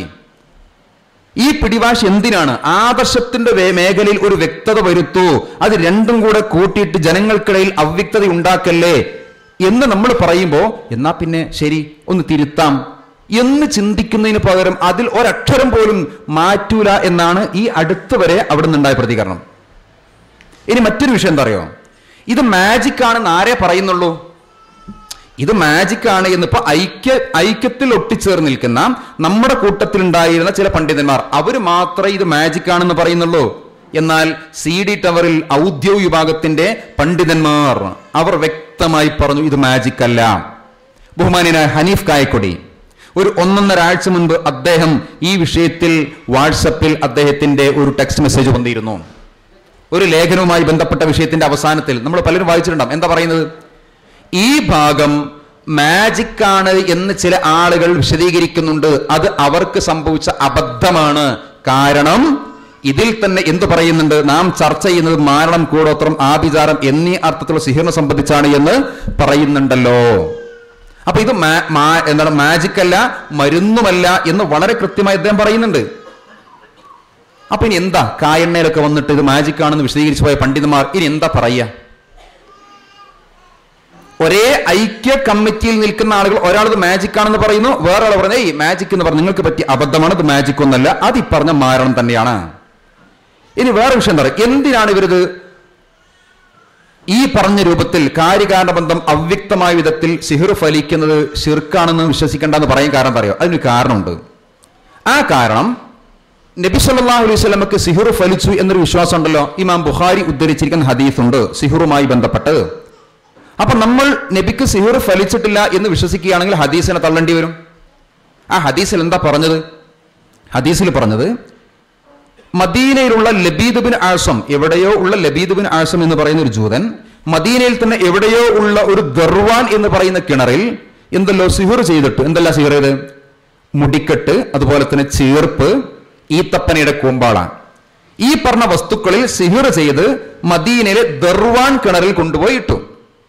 നബിക്കെതിരെ ചെയ്താണ്. എന്നിട്ട് അത് എവിടെയോ ഉള്ള റസൂലിന്, മദീനയിൽ എവിടെയോ ഉള്ള റസൂലിന് അത് ബാധിച്ചു എന്ന് മാത്രമല്ല 6 മാസക്കാലത്തോളം നബി സല്ലല്ലാഹു അലൈഹി വസല്ലമക്ക് എന്തല്ലോ മാനസികമായി വിഭ്രാന്തി ഉണ്ടായി. ഏത് ഭാര്യന്റെ വീട്ടിലെ പോയത്, എവിടെ പോകാത്തത്, ഇപ്പൊ ഏതാ നമസ്കരിച്ചത്, ഏതാ നമസ്കരിക്കാത്തത്, ഇങ്ങനെയുള്ള മാനസികമായ വിഭ്രാന്തികളും അസ്വസ്ഥതകളും ഒക്കെ ഉണ്ടായി. ആർക്ക്? റസൂൽ സല്ലല്ലാഹു അലൈഹി വസല്ലമക്ക്. അപ്പൊ ഇത് ബുഖാരി ഉദ്ധരിച്ച ഹദീസാണ്, ഇത് നമ്മൾ വിശ്വസിക്കണം. അപ്പൊ നമ്മൾ ചോദിച്ചു, അല്ല എവിടെയോ ഉള്ളൊരു ലബീദ് ബിൻ ആസം എന്ന ജൂതൻ എവിടെയോ ഉള്ളൊരു ദർവാൻ കിണറിൽ ഈ പറഞ്ഞിരിക്കുന്ന സിഹിർ ചെയ്ത വസ്തുക്കളിട്ട് എവിടെയോ ഉള്ള റസൂലിന് ബാധിച്ചു എന്ന് പറയുമ്പോൾ ഇതിലെന്താ കാര്യകാരണ ബന്ധം? ഇങ്ങനെ വിശ്വസിച്ച ശിർക്കല്ലേ? അതിനെ ന്യായീകരിക്കാൻ നമ്മുടെ മറുഭാഗത്തെ സുഹൃത്തുക്കൾ കണ്ടുപിടിച്ചിരിക്കുന്ന ഒരു കാര്യമാണ് ഇതേ കാര്യകാരണ ബന്ധങ്ങൾക്ക് അതീതമല്ല, അവിടെ എന്തല്ലോ ചില ബന്ധങ്ങളുണ്ട്, ആ ബന്ധം നമുക്കറിയില്ല, അത് അവ്യക്തമാണ്, അങ്ങനെ വിശ്വസിച്ചാൽ കുഴപ്പമില്ല, അത് ശിർക്കല്ല. ശരി, പ്രശ്നം കഴിഞ്ഞോ? ഈ വ്യാഖ്യാനം കൊണ്ട് പ്രശ്നം കഴിഞ്ഞോ? ഈ വ്യാഖ്യാനം കൊണ്ട് പ്രശ്നം കഴിയുകയല്ല, പ്രശ്നം കൂടുകയാണ് ചെയ്യുന്നത്. ഒരു ഉദാഹരണം പറയാം. നമ്മളിപ്പോൾ നിൽക്കുന്ന ഈ കായെണ്ണയിൽ നിന്ന് തൊട്ടപ്പുറത്തുള്ള ബാലുശ്ശേരിയിൽ ഉള്ള ഒരു വ്യക്തിക്ക് ഇവിടുത്തെ ഏതോ ഒരു സിദ്ധനോ തങ്ങളോ പൂജാരിയോ ഒരു സിഹിർ ചെയ്യണം. ആ സിഹിർ ഫലിക്കുന്ന വിശ്വസിക്കുന്ന കുറെ മനുഷ്യന്മാരുണ്ട്. അപ്പൊ നമ്മൾ അവിടെ പോയി പറയാം, ചെയ്യാൻ പാടില്ല, ഇത് ഷിർക്കാണ്, ഇതിൽ വിശ്വസിക്കാൻ പാടില്ല എന്നൊക്കെ പറയുമ്പോൾ അവര് പറയാ, കൂട്ടരെ ഇതെങ്ങനെ ഷിർക്കാകും? നിങ്ങൾ തന്നെ പറയുന്നില്ലേ കാര്യകാരണ ബന്ധം അവ്യക്തമായ വിധത്തിൽ പ്രതിഫലനമുണ്ടാകുമെന്നത് ഷിർക്കല്ല. എന്നിട്ട് നിങ്ങൾ എങ്ങനെ പറയുന്നത്? പണ്ട് നബിക്ക് ജൂതൻ സിഹിർ ചെയ്തല്ലോ, എവിടെയോ ഉള്ളൊരു ജൂതൻ എവിടെയുള്ള കിണറിൽ കൊണ്ടുപോയി എന്തെല്ലോ ചെയ്തപ്പോ എവിടെയുള്ള റസൂൽ ബാധിച്ചില്ലേ? അങ്ങനെ ബാധിച്ചു എന്ന് നിങ്ങൾ വിശ്വസിക്കുന്നുണ്ടല്ലോ, അത് നിങ്ങൾക്ക് ഷിർക്കല്ലല്ലോ. അത് നിങ്ങൾ പറയുന്ന കാരണം എന്താണ്? അത് നമുക്കറിയാത്ത എന്തോ ഒരു അവ്യക്തമായ മേഖലയിൽ ബാധിച്ചതാണ്. അങ്ങനെയാണെങ്കിൽ ഞങ്ങളെ തങ്ങൾ ചെയ്യുന്ന അല്ലെങ്കിൽ ഞങ്ങളെ പൂജാരി ചെയ്യുന്ന സിഹിറും അങ്ങനെ കാര്യകാരണ ബന്ധം അവ്യക്തമായ വിധത്തിൽ ഫലിക്കുന്നു മാത്രമേ ഞങ്ങൾക്ക് വിശ്വാസമുള്ളൂ. കാര്യകാരണ ബന്ധം അതീതമായ വിധത്തിൽ ഫലിക്കുന്ന വിശ്വാസമല്ല. പിന്നെ എങ്ങനെയാണ് നിങ്ങൾ ഞങ്ങളെ ആക്ഷേപിക്കുന്നത്? മനസ്സിലായില്ലേ? അപ്പൊ ഈ പറഞ്ഞിരിക്കുന്ന സർക്കുലർ വെച്ച് ഇവിടെ സിഹിർ പോലുള്ള അന്ധവിശ്വാസങ്ങൾ കൊണ്ടു നടക്കുന്ന ആളുകൾക്ക് അവരുടെ അന്ധവിശ്വാസങ്ങളെ ന്യായീകരിക്കുവാനുള്ള ഒരുപാട് പഴുതുകൾ ഈ സർക്കുലറിൽ ഉണ്ട്. അതുകൊണ്ട് നമ്മൾ പറഞ്ഞു, ഐക്യം മഹത്വമാണ്, ഐക്യം പ്രാധാന്യവും പവിത്രതയുള്ളതാണ്. പക്ഷേ ഈ ഐക്യത്തിന്റെ മഹത്വത്തെക്കാൾ, ഐക്യത്തിന്റെ പ്രാധാന്യത്തെക്കാൾ എത്രയോ പ്രാധാന്യവും മഹത്വമുള്ളത് ആദർശം. ആ ആദർശത്തിൽ ഇതുപോലെ അവ്യക്തത ഉണ്ടാക്കരുത്. ആ ആദർശത്തിന്റെ പേരിൽ ഇറങ്ങിയിരിക്കുന്ന സർക്കുലറിന്റെ പഴുതുപയോഗിച്ച് അന്ധവിശ്വാസങ്ങൾ പ്രചരിപ്പിക്കുവാൻ ഇവിടെയുള്ള ആളുകൾക്ക് അത് ആയുധമാകരുത്. അതുകൊണ്ടത് തിരുത്തണം, അതിൽ വ്യക്തത വരുത്തണം. കൂട്ടരെ, ഇത് പറയുന്ന തെറ്റാണോ? ഇങ്ങനെ പറയുന്ന മുജാഹിദ് ഐക്യത്തിനെതിരാകുമോ? നമ്മൾ ഇത്ര കാലം വെല്ലുവിളി നടത്തിയതും വാദപ്രതിവാദത്തിന് വരെ വെല്ലുവിളിച്ചതും ഇങ്ങനൊരു ആദർശം നമുക്കില്ലാത്തത് കൊണ്ടല്ലേ? നിങ്ങൾ പറയൂ, ഐക്യത്തിൽ ഇപ്പോൾ ഉണ്ടായിരിക്കുന്ന പ്രശ്നം അധികാരമാണോ ആദർശമാണോ? ഞാൻ സർക്കുലർ തന്നെ വീണ്ടും വായിക്കട്ടെ. എന്നാൽ ഇതൊരു പ്രബോധന വിഷയമാക്കാൻ പാടില്ല. ഏത്? ഈ സിഹിറുമായി ബന്ധപ്പെട്ട വിഷയം പ്രബോധന വിഷയമാക്കാൻ പാടില്ല. സിഹിറിന്റെ വിഷയത്തിൽ വ്യത്യസ്തമായ അഭിപ്രായമുണ്ടെങ്കിലും പ്രബോധന പ്രവർത്തനങ്ങൾക്ക് ബുദ്ധിമുട്ടുണ്ടാകുന്ന വിധത്തിലോ സാധാരണക്കാർക്കിടയിൽ ആശയക്കുഴപ്പമുണ്ടാകുന്ന തരത്തിലോ ഇത്തരം അഭിപ്രായങ്ങൾ എഴുതിയോ പ്രസംഗിച്ചോ പ്രചരിപ്പിക്കുവാൻ പാടില്ല. മുജാഹിദ് പ്രസ്ഥാനത്തിന് ഇവിടെയുള്ള അമുസ്ലിം ചരിത്രകാരന്മാർ പോലും നൽകിയിരിക്കുന്ന ഏറ്റവും വലിയ സവിശേഷത എന്താണെന്നറിയോ? വ്യാഖ്യാനം. മുജാഹിദ് പ്രസ്ഥാനം സ്വാതന്ത്ര്യ സമരത്തിൽ പങ്കെടുത്തവർ, സ്ത്രീകൾക്ക് വിദ്യാഭ്യാസം നൽകിയവർ, ഇംഗ്ലീഷ് വിദ്യാഭ്യാസം പ്രാമുഖ്യം നൽകിയവർ, മദ്രസ പ്രസ്ഥാനം ആരംഭിച്ചവർ, ഇതൊന്നുമല്ല. ഇതിനേക്കാളൊക്കെ നമ്മുടെ പ്രസ്ഥാനത്തിന് മാത്രം അവകാശപ്പെടാനുള്ള ഒരു വലിയ ഗുണവിശേഷമുണ്ട്. എന്താണത്? അന്ധവിശ്വാസങ്ങൾക്കും അനാചാരങ്ങൾക്കുമെതിരെ സന്ധിയില്ലാ സമരം നടത്തിയ പ്രസ്ഥാനം എന്നാണ്. ഇത് ഇവിടുത്തെ സുന്നികൾക്കോ ജമാഅത്തുകാർക്കോ തബ്ലീഗുകാർക്കോ ആർക്കും അവകാശപ്പെടാനില്ല. നമ്മൾ പറയുന്ന പോലെ അന്ധവിശ്വാസങ്ങളെ വെട്ടിത്തുറന്ന് എതിർത്ത് തൗഹീദിന്റെ കൃത്യതയും അന്ധവിശ്വാസത്തിന്റെ പൊള്ളത്തരവും ഇതുവരെ പറഞ്ഞു കൊടുത്താരാ? ആരുമില്ല. അപ്പൊ നമ്മളൊക്കെ ഐക്യത്തിന് ശേഷം കാണുന്ന എന്താണ്? ഇതുവരെ നമ്മൾ ഏതൊക്കെ അന്ധവിശ്വാസത്തോട് സന്ധിയില്ലാ സമരം നടത്തിയോ അതിൽ ചില അന്ധവിശ്വാസങ്ങളോട് സന്ധി ചെയ്ത് സമരസപ്പെട്ടു പോകുന്ന കാഴ്ചയാണ്. ഇത് നോക്കൂ. എന്നാൽ ഇതൊരു പ്രബോധന വിഷയമാക്കാൻ പാടില്ല. സിഹിറിന്റെ വിഷയത്തിൽ വ്യത്യസ്തമായ അഭിപ്രായമുണ്ടെങ്കിലും പ്രബോധന പ്രവർത്തനങ്ങൾക്ക് ബുദ്ധിമുട്ടുണ്ടാകുന്ന വിധത്തിലോ സാധാരണക്കാർക്കിടയിൽ ആശയക്കുഴപ്പമുണ്ടാകുന്ന തരത്തിലോ ഇത്തരം അഭിപ്രായങ്ങൾ എഴുതിയോ പ്രസംഗിച്ചോ പ്രചരിപ്പിക്കുവാൻ പാടില്ല. അപ്പൊ ഇവർ പറയുന്നത് ഇത് മാജിക്കിനെ പറ്റിയാണെന്ന്. എന്നാൽ ഇതേ അഭിപ്രായം CD ടവറിലെ ആളുകൾക്ക് മാജിക് ആണ് എന്നുണ്ടെങ്കിൽ രണ്ടു കൂട്ടരും ഒന്നിച്ച് മാജിക് എന്ന് പറഞ്ഞാൽ പോരെ? അപ്പൊ പിന്നെ ആശയക്കുഴപ്പം ഉണ്ടാവില്ലല്ലോ. സർക്കുലർ പറയുന്നത് ആശയക്കുഴപ്പമുണ്ടാകുന്ന തരത്തിൽ പറയാൻ പാടില്ല എന്നാ. അപ്പൊ ആശയക്കുഴപ്പമുണ്ടാകുന്ന എന്തോ ഒരു സാധനം അവിടെ ഉണ്ടെന്നല്ലേ ഇതിനർത്ഥം? ഇത് മാജിക് ആണ് എന്ന് നമ്മുടെ നാട്ടിലെ ആളുകൾ വിശദീകരിച്ച പോലെ മാജിക്കിനെ പറ്റിയാണെങ്കിൽ CD ടവറിലെ ആൾക്ക് ഇത് മാജിക്കിനെ പറ്റിയാണ് അഭിപ്രായമെങ്കിൽ എന്നാൽ പിന്നെ രണ്ടു കൂട്ടർക്കും ഇത് മാജിക്കിനെ പറ്റിയാണേ എന്ന് പറഞ്ഞാൽ ആശയക്കുഴപ്പമില്ലല്ലോ, ആർക്കും പ്രശ്നമില്ലല്ലോ. അപ്പൊ നമ്മൾ മാജിക് എന്ന് പറയുന്നു, അവർ വേറെന്തോന്ന് പറയുന്നു. നമ്മൾ എന്ന് പറഞ്ഞാൽ ഇതിനെ ന്യായീകരിക്കുന്ന ആളുകൾ. ഇനി കേട്ടോ, സർക്കുലർ അവസാനിക്കുന്നത് എങ്ങനെയാണെന്നറിയോ? സർക്കുലർ അവസാനിക്കുന്നത് ഈ നിർദ്ദേശത്തിന് വിരുദ്ധമായി. ഏത് നിർദ്ദേശത്തിന്? സിഹിറിന്റെ വിഷയത്തിൽ ഇനി പരസ്യമായോ എഴുതിയോ പ്രസംഗിച്ചോ പ്രചരിപ്പിക്കാൻ പാടില്ല എന്ന നിർദ്ദേശത്തിന് വിരുദ്ധമായി പ്രവർത്തിക്കുന്ന ഘടകങ്ങൾക്കും പ്രവർത്തകർക്കും പ്രബോധകർക്കുമെതിരെ അനിവാര്യമായി വന്നാൽ നടപടി സ്വീകരിക്കുന്നതാണ്. സിഹിർ ചെയ്തോന് നടപടി ഉണ്ടാവുന്നല്ലേ പറഞ്ഞു. പിന്നെയോ ഈ പറഞ്ഞിരിക്കുന്ന സിഹിറിനെതിരെ ഈ സർക്കുലറിൽ പറഞ്ഞിരിക്കുന്ന കാര്യങ്ങൾക്ക് എതിരായി ആരെങ്കിലും പറയുകയാണെങ്കിൽ എന്താ സർക്കുലർ പറഞ്ഞ കാര്യം? കാര്യകാര ബന്ധങ്ങൾ അവ്യക്തമായ വിധത്തിൽ ഫലിക്കുന്നത് ശിർക്കല്ല. പിന്നെയോ അഹ്ലു സുന്നയുടെ ഭൂരിപക്ഷ അഭിപ്രായം എന്താണ്? സിഹിറിന് തഅ്സീർ, പ്രതിഫലനം ഉണ്ട് എന്നതാണ്. ഇങ്ങനെ കുറെ കാര്യങ്ങളുണ്ട്, നമ്മൾ നേരത്തെ കേട്ട കാര്യങ്ങൾ. ഇതിനെതിരെ ഇനി ആരെങ്കിലും പറയുകയാണെങ്കിൽ അനിവാര്യമായി വന്നാൽ അവർക്കെതിരെ നടപടിയെടുക്കും. നമ്മൾ മനസ്സിലാക്കുക, ഒരു സംഘടനക്ക്, ആദർശ പ്രബോധന സംഘടനക്ക് സംഭവിച്ചിരിക്കുന്ന അപജയം എന്താണ്? അന്ധവിശ്വാസങ്ങൾക്കെതിരെ പടപൊരുതാൻ ഉണ്ടാക്കിയിരിക്കുന്ന ഒരു സംഘടന അത് ഇക്കാലമത്രയും ഏത് അന്ധവിശ്വാസത്തിനെതിരെ പടപൊരുതിയോ അങ്ങനെ പടപൊരുതുന്ന ആൾക്കെതിരെ ഇപ്പോൾ നടപടിയെടുക്കുന്ന ഒരവസ്ഥയിലേക്ക് അത് പരിണമിച്ചിരിക്കുന്നു. ഐക്യം കൊണ്ട് കിട്ടിയിരിക്കുന്ന ഒരു മെച്ചം അതാ. അപ്പൊ എന്തുകൊണ്ടാണ് നമ്മൾ ഈ സർക്കുലറിനെ എതിർക്കുന്നത്? എന്തുകൊണ്ടാണ് ഈ സർക്കുലർ ഉൾക്കൊള്ളുന്ന മുജാഹിദ് ഐക്യത്തിൽ നമ്മൾ പിന്മാറുന്നത്? പറയൂ, ആദർശമാണോ അധികാരമാണോ? ഇനി അപ്പൊ ഇതൊക്കെ നമ്മളിങ്ങനെ വായിക്കുമ്പോൾ ഇനി ഈ സർക്കുലർ വലിയ വൈരുദ്ധ്യം തരോ? നമുക്കിടയിൽ ഐക്യം സുഭദ്രമാക്കുന്നതിനും പ്രസ്ഥാനം ഉയർത്തിപ്പിടിക്കുന്ന ആശയങ്ങൾ പ്രചരിപ്പിക്കുന്നതിനു വേണ്ടി ത്യാഗ പരിശ്രമങ്ങൾ നടത്തുന്നതിന് ഔത്സുക്യം കാണിക്കണമെന്ന് അഭ്യർത്ഥിക്കുന്നു. നമുക്കിടെ ഐക്യം ശക്തിപ്പെടുത്തണം, പ്രസ്ഥാനം ഉയർത്തിപ്പിടിക്കുന്ന ആദർശം പ്രചരിപ്പിക്കാൻ. എന്താ പ്രസ്ഥാനം ഉയർത്തിപ്പിടിക്കുന്ന ആദർശം? എന്തായിരുന്നു പ്രചരിപ്പിച്ചത്? അതൊക്കെ നേരെ തലതിരിച്ച് സർക്കുലറിലൂടെ ദുർവ്യാഖ്യാന സാധ്യതയുള്ള മേഖലയിലൂടെ അവതരിപ്പിച്ചിട്ട് വീണ്ടും പറയുന്നു നമ്മൾ ഐക്യത്തോടു കൂടെ മുന്നോട്ട് പോകണം. ശരി, ഇങ്ങനെ നമ്മൾ പറയുന്ന സന്ദർഭത്തിൽ പ്രവർത്തകർക്കിടയിൽ, ഈ ഇരിക്കുന്ന ആളുകൾക്കിടയിൽ പോലും പ്രസക്തമായൊരു സംശയം ഉണ്ടാവും. അല്ല, ഇതൊക്കെ എന്തിനാ ഇപ്പൊ പറയുന്നത്? ഇതൊക്കെ KJയിൽ ചർച്ച ചെയ്ത്, ഐക്യ ചർച്ചയിൽ ചർച്ച ചെയ്ത് തീരുമാനമെടുത്ത വിഷയമല്ലേ? എന്നിട്ട് അവിടെയൊക്കെ ചർച്ച ചെയ്ത് അതിലൊക്കെ ഒപ്പിട്ട് കൊടുത്ത CP ഇപ്പം പുറത്തിറങ്ങിയിട്ട് അതിനൊക്കെ എതിർക്കുകയാണോ? ഇതെന്തൊരു അർത്ഥ? ഇതിലെന്ത് ന്യായമായുള്ളത്? വളരെ ന്യായമായ ഒരു സംശയമാണിത്. പറയാം. ഈ ആരോപണം കേട്ടാൽ തോന്നും ഇതിൽ CP ഉമർ സുല്ലമി മാത്രമാണ് ഒപ്പിട്ടെന്ന് തോന്നിപ്പോകും. അങ്ങനെയല്ല. നേരത്തെ പറഞ്ഞു, ഈ സർക്കുലർ, സിഹിറുമായി ബന്ധപ്പെട്ട് ഇറങ്ങിയിരിക്കുന്ന സർക്കുലർ 2017 ജൂൺ 5-ാം തീയതിയാണ് ഇറങ്ങിയത്. കൃത്യം ഒരു മാസം, അഥവാ 2017 ജൂലൈ 5-ന് നമ്മുടെ വിഭാഗത്തിലെ പണ്ഡിതന്മാർ KNM-ന്റെ ബഹുമാന്യനായ പ്രസിഡന്റ് TP അബ്ദുള്ള കോയ മദനിക്ക് ഒരു കത്ത് കൊടുത്തിട്ടുണ്ട്. ആ കത്ത് പല ആളുകളും അറിഞ്ഞ ഭാവം തന്നെ നടിക്കൂല. ഇവിടെ തന്നെ വന്ന് ഇത് വിശദീകരിക്കുന്ന കൂട്ടത്തിൽ ആ കത്തൊന്ന് വായിക്കൂ എന്ന് പറഞ്ഞപ്പോഴും കത്തിൽ പറഞ്ഞിരിക്കുന്ന 7 കാര്യങ്ങളിൽ ഒന്നാമത്തെ കാര്യം വായിക്കാതെ പിന്നീടുള്ള കാര്യങ്ങൾ വായിക്കാനാണ് താല്പര്യം കാണിച്ചത്. നിർബന്ധിച്ചതിന് ശേഷം മാത്രമാണ് ഒന്നാമത്തെ വായിച്ചത്. ഈ കത്ത് വായിക്കാം.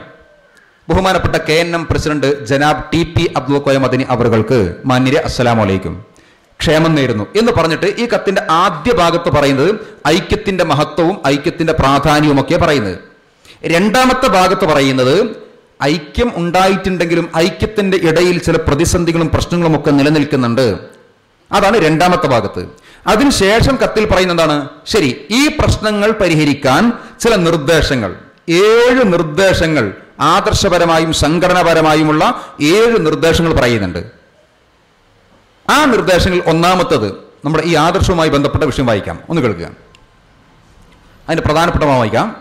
KJയിലും KNM-ലുമുള്ള ഒരു വിഭാഗത്തിന്റെ പ്രതിനിധികളുടെ നിർദ്ദേശങ്ങൾ ഒട്ടും പരിഗണിക്കാതെ കൈക്കൊണ്ട നിലപാട് വഴി ഉണ്ടായിക്കൊണ്ടിരിക്കുന്ന പ്രശ്നങ്ങൾ പരിഹരിക്കണമെങ്കിൽ മേൽ തീരുമാനങ്ങൾ പുനഃപരിശോധിക്കുകയും സർക്കുലർ മാറ്റി അയക്കുകയും പ്രവർത്തകരുടെ ആശങ്ക ദൂരീകരിക്കുകയും ചെയ്യേണ്ടതാണ്.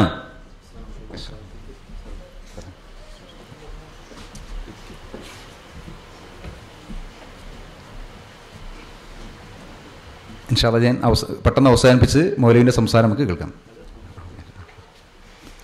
അപ്പൊ എന്താണ് ബഹുമാന്യനായ TP അബ്ദുള്ള കോയ മദനിക്ക് കൊടുത്തിരിക്കുന്ന കത്ത്? കേൾക്കുക.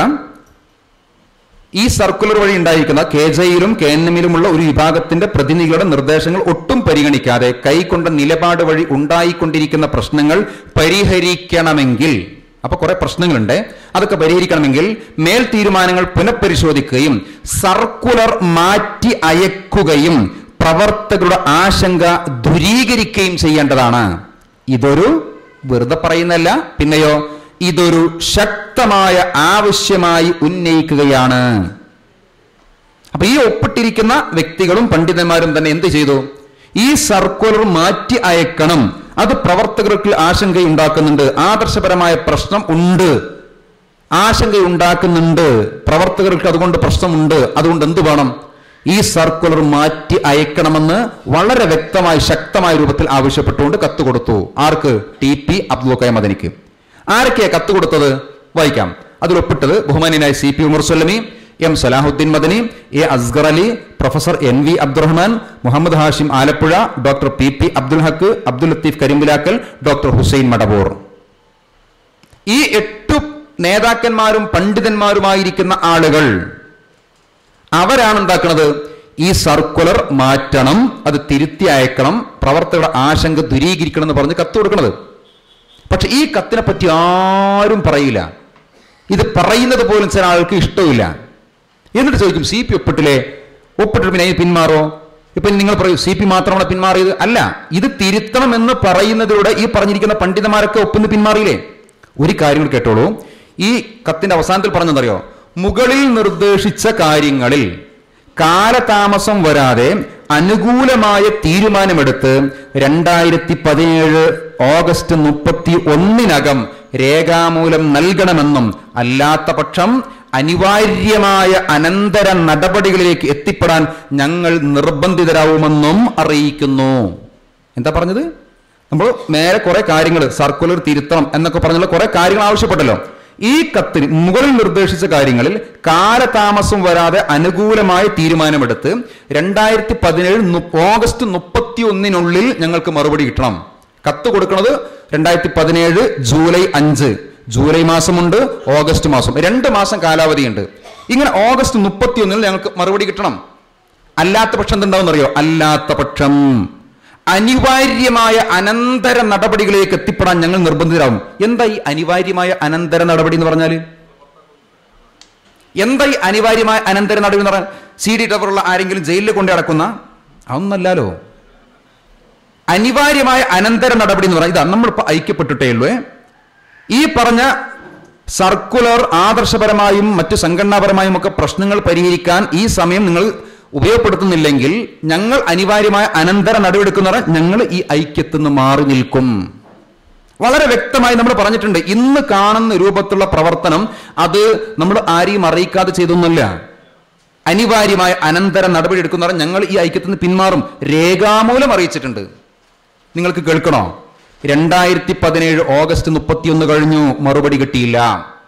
2018 ഓഗസ്റ്റ് 31 കഴിഞ്ഞു, മറുപടി കിട്ടിയില്ല. ഇന്ന് നമ്മൾ എത്തി നിൽക്കുന്നത് 2018 ഡിസംബർ 26.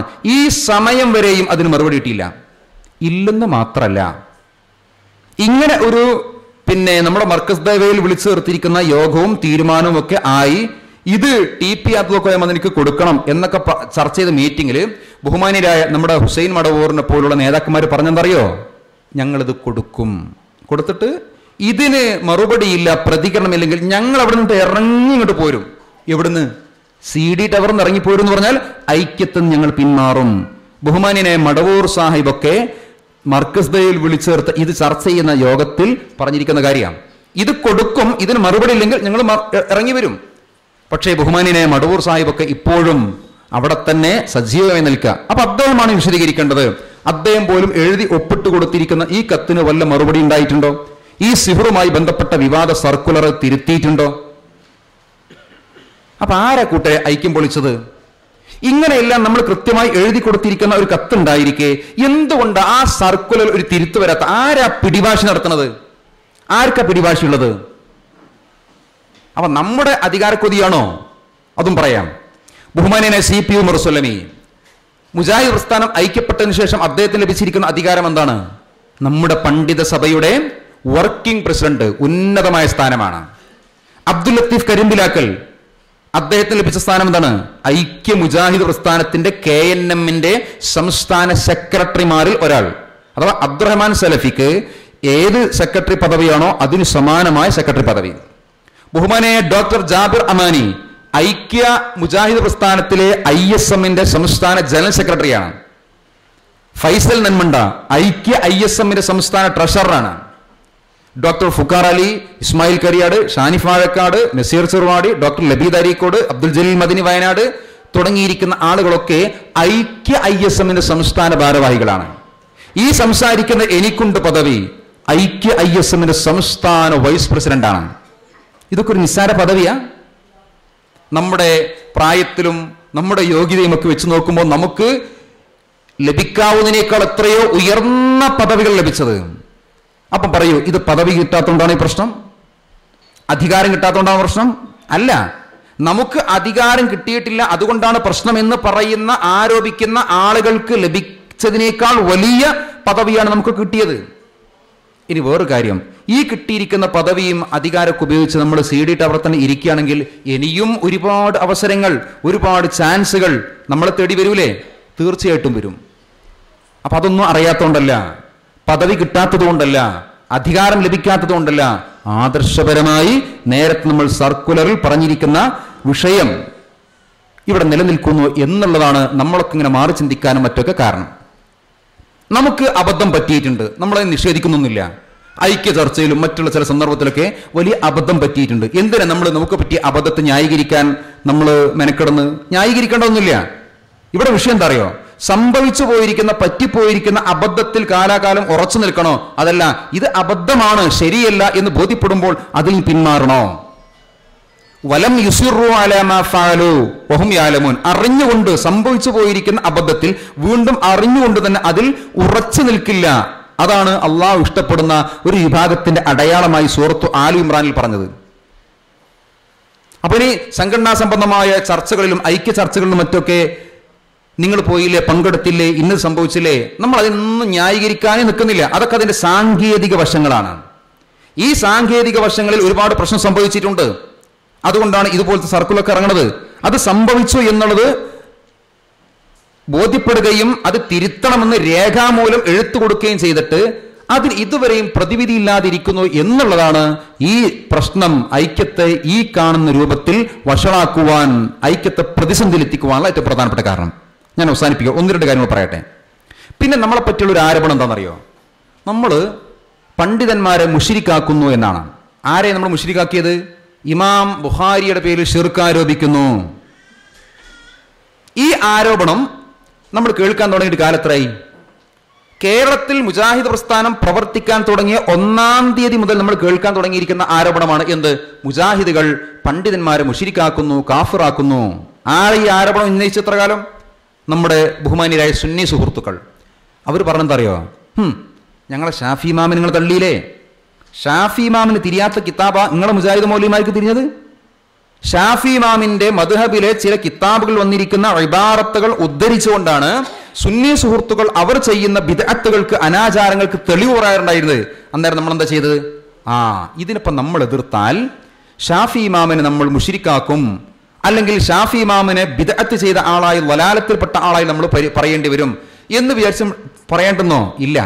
ഇമാം ഷാഫിക്ക് നൽകേണ്ട എല്ലാവിധ ആദരവും ബഹുമാനം നൽകിക്കൊണ്ട് തന്നെ, ഷാഫിക്കെന്ന് മാത്രമല്ല പണ്ഡിതന്മാർക്ക് നൽകേണ്ട ബഹുമാനവും ആദരവും ഒക്കെ നൽകിക്കൊണ്ട് തന്നെ നമ്മൾ പറയും ഇത് ഖുർആനിനും ഇസ്ലാമിന്റെ അടിസ്ഥാന പ്രമാണങ്ങൾക്കും മൗലിക സിദ്ധാന്തങ്ങൾക്കും യോജിക്കാത്തതാണ്. അങ്ങനെ പറഞ്ഞു മാറ്റിവെക്കും. നമ്മോട് എത്ര സുന്നി സുഹൃത്തുക്കൾ ചോദിച്ചത്, ഞങ്ങൾ തങ്ങന്മാരെ എത്രത്തോളം ശിഹാബ് തങ്ങൾ നിങ്ങൾ മുശ്രിക്കാക്കിയില്ലേ? അപ്പൊ നമ്മൾ എന്താ പറയാ? ഞങ്ങൾ ശിഹാബ് തങ്ങൾ മുശ്രിക്കാക്കിയെന്ന?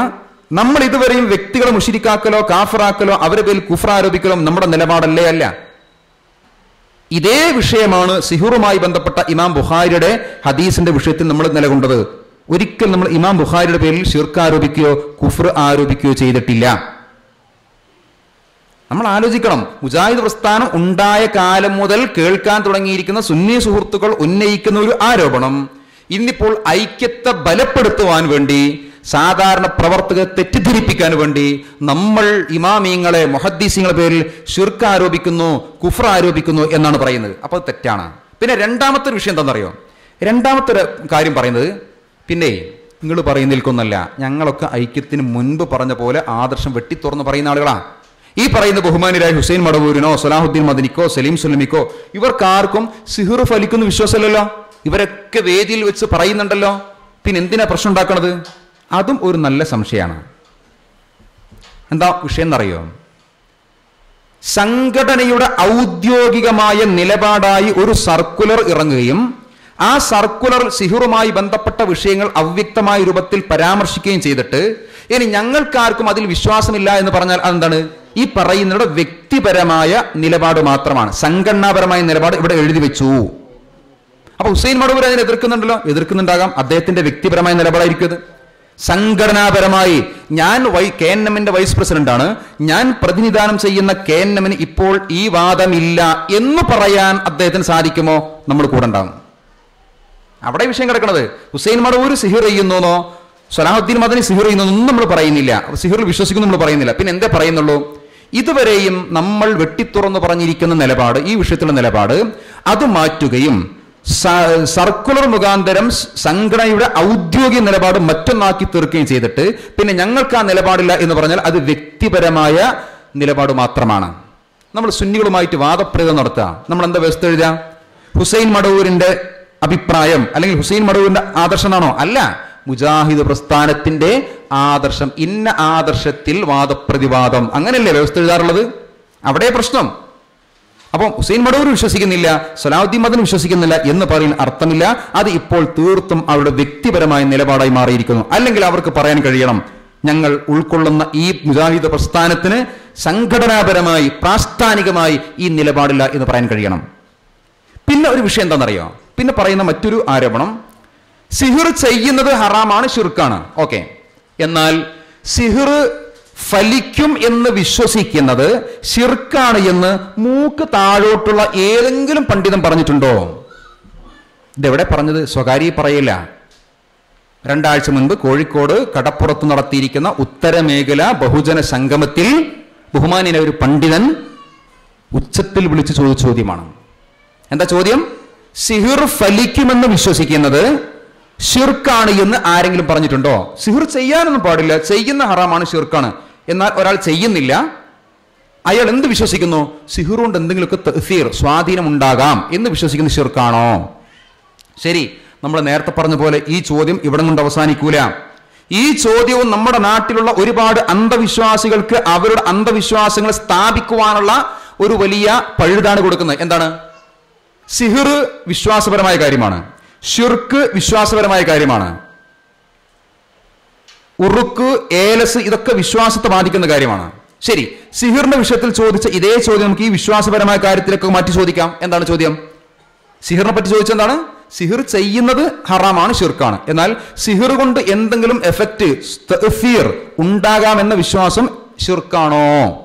അത് ശിർക്കാകൂല എന്നാ പറയുന്നത് അല്ലേ? എന്നാൽ ഒരാൾ ഉറുക്കും ഏലസും കെട്ടി വന്നു. അപ്പൊ ഒരാൾ പറയാ, ഞാൻ ഉറുക്കും ഏലസൊന്നും കെട്ടുന്നില്ല, ഉറുക്കും ഏലസും ഞാൻ അണിയുന്നില്ല, എന്നാൽ ഉറുക്കു കൊണ്ടും ഏലസ് കൊണ്ടും എന്തെങ്കിലുമൊക്കെ ഗുണമോ നന്മയോ അല്ലെങ്കിൽ ദോഷമോ ഉണ്ടാകും എന്നെനിക്ക് വിശ്വാസമുണ്ട്. പറയൂ, ആ വിശ്വാസം ശിർക്കാണോ അല്ലെങ്കിൽ തൗഹീദാണോ? ഒന്ന്. രണ്ടാമത്തേത്, കബറാളിയെ വിളിച്ച് പ്രാർത്ഥിക്കുന്ന നമ്മുടെ നാട്ടിലെ ഒരു വ്യക്തി. അപ്പൊ അയാൾ പറയാ, ഞാനിപ്പോ പ്രാർത്ഥിക്കണമൊന്നുമില്ല, മൊഹീദ്ദീൻ ഷെയ്ഖിനെ വിളിച്ച് പ്രാർത്ഥിക്കൂല, മമ്പോർത്ത തങ്ങളെ വിളിച്ച് പ്രാർത്ഥിക്കൂല, ഇതൊന്നും ഞാൻ ചെയ്യൂല. പക്ഷേ ഞാൻ എന്ത് വിശ്വസിക്കുന്നുണ്ട്? മൊഹീദ്ദീൻ ഷെയ്ഖ് എന്റെ പ്രാർത്ഥന കേൾക്കും, അല്ലെങ്കിൽ അദ്ദേഹത്തെ വിളിക്കുന്ന ഒരുപാട് മനുഷ്യന്മാരുണ്ടല്ലോ, അവരെ പ്രാർത്ഥന കേൾക്കും, ആ പ്രാർത്ഥന കൊണ്ട് എന്തെങ്കിലുമൊക്കെ ഉത്തരം നൽകാൻ സാധ്യതയുണ്ട് എന്ന് ഞാൻ വിശ്വസിക്കുന്നു. ആ വിശ്വാസം തൗഹീദിലേക്കാണോ ശിർക്കിലേക്കാണോ? എന്തിനാ ഇത് സിഹിറിന്റെ വിഷയത്തിൽ മാത്രം പറഞ്ഞത്? സിഹിർ ചെയ്യുന്ന ഹറാം, ചെയ്യുന്ന ശിർക്ക്, ഓക്കെ. എന്നാലോ സിഹിർ കൊണ്ട് എന്തെങ്കിലും സംഭവിക്കുമെന്ന് വിശ്വസിക്കുന്നത് ശിർക്കാണ് എന്ന് മൂക്ക് താഴോട്ടുള്ള ആരെങ്കിലും പറഞ്ഞിട്ടുണ്ടോ എന്നാണ് ഇപ്പോഴത്തെ ചോദ്യം. നമ്മൾ ചോദിക്കുന്നു അതേ ചോദ്യം വെച്ചുകൊണ്ട് കുറച്ചുകൂടെ ചോദ്യം നമുക്ക് ചോദിക്കാനുണ്ട്. എന്താണത്? ഈ പറഞ്ഞ രൂപത്തിൽ കബറാളിയെ വിളിച്ച് പ്രാർത്ഥിക്കാതെ തന്നെ കബറാളി നമ്മുടെ വിളി കേൾക്കുമെന്ന് ഒരാൾ വിശ്വസിച്ചാൽ ആ വിശ്വാസം ശിർക്കാകുമോ അല്ലെങ്കിൽ തൗഹീദാകുമോ? ഇതുവരെ നമുക്കൊരു പ്രശ്നം ഉണ്ടായിരുന്നില്ല, ഒരു സംശയം ഉണ്ടായിരുന്നില്ല.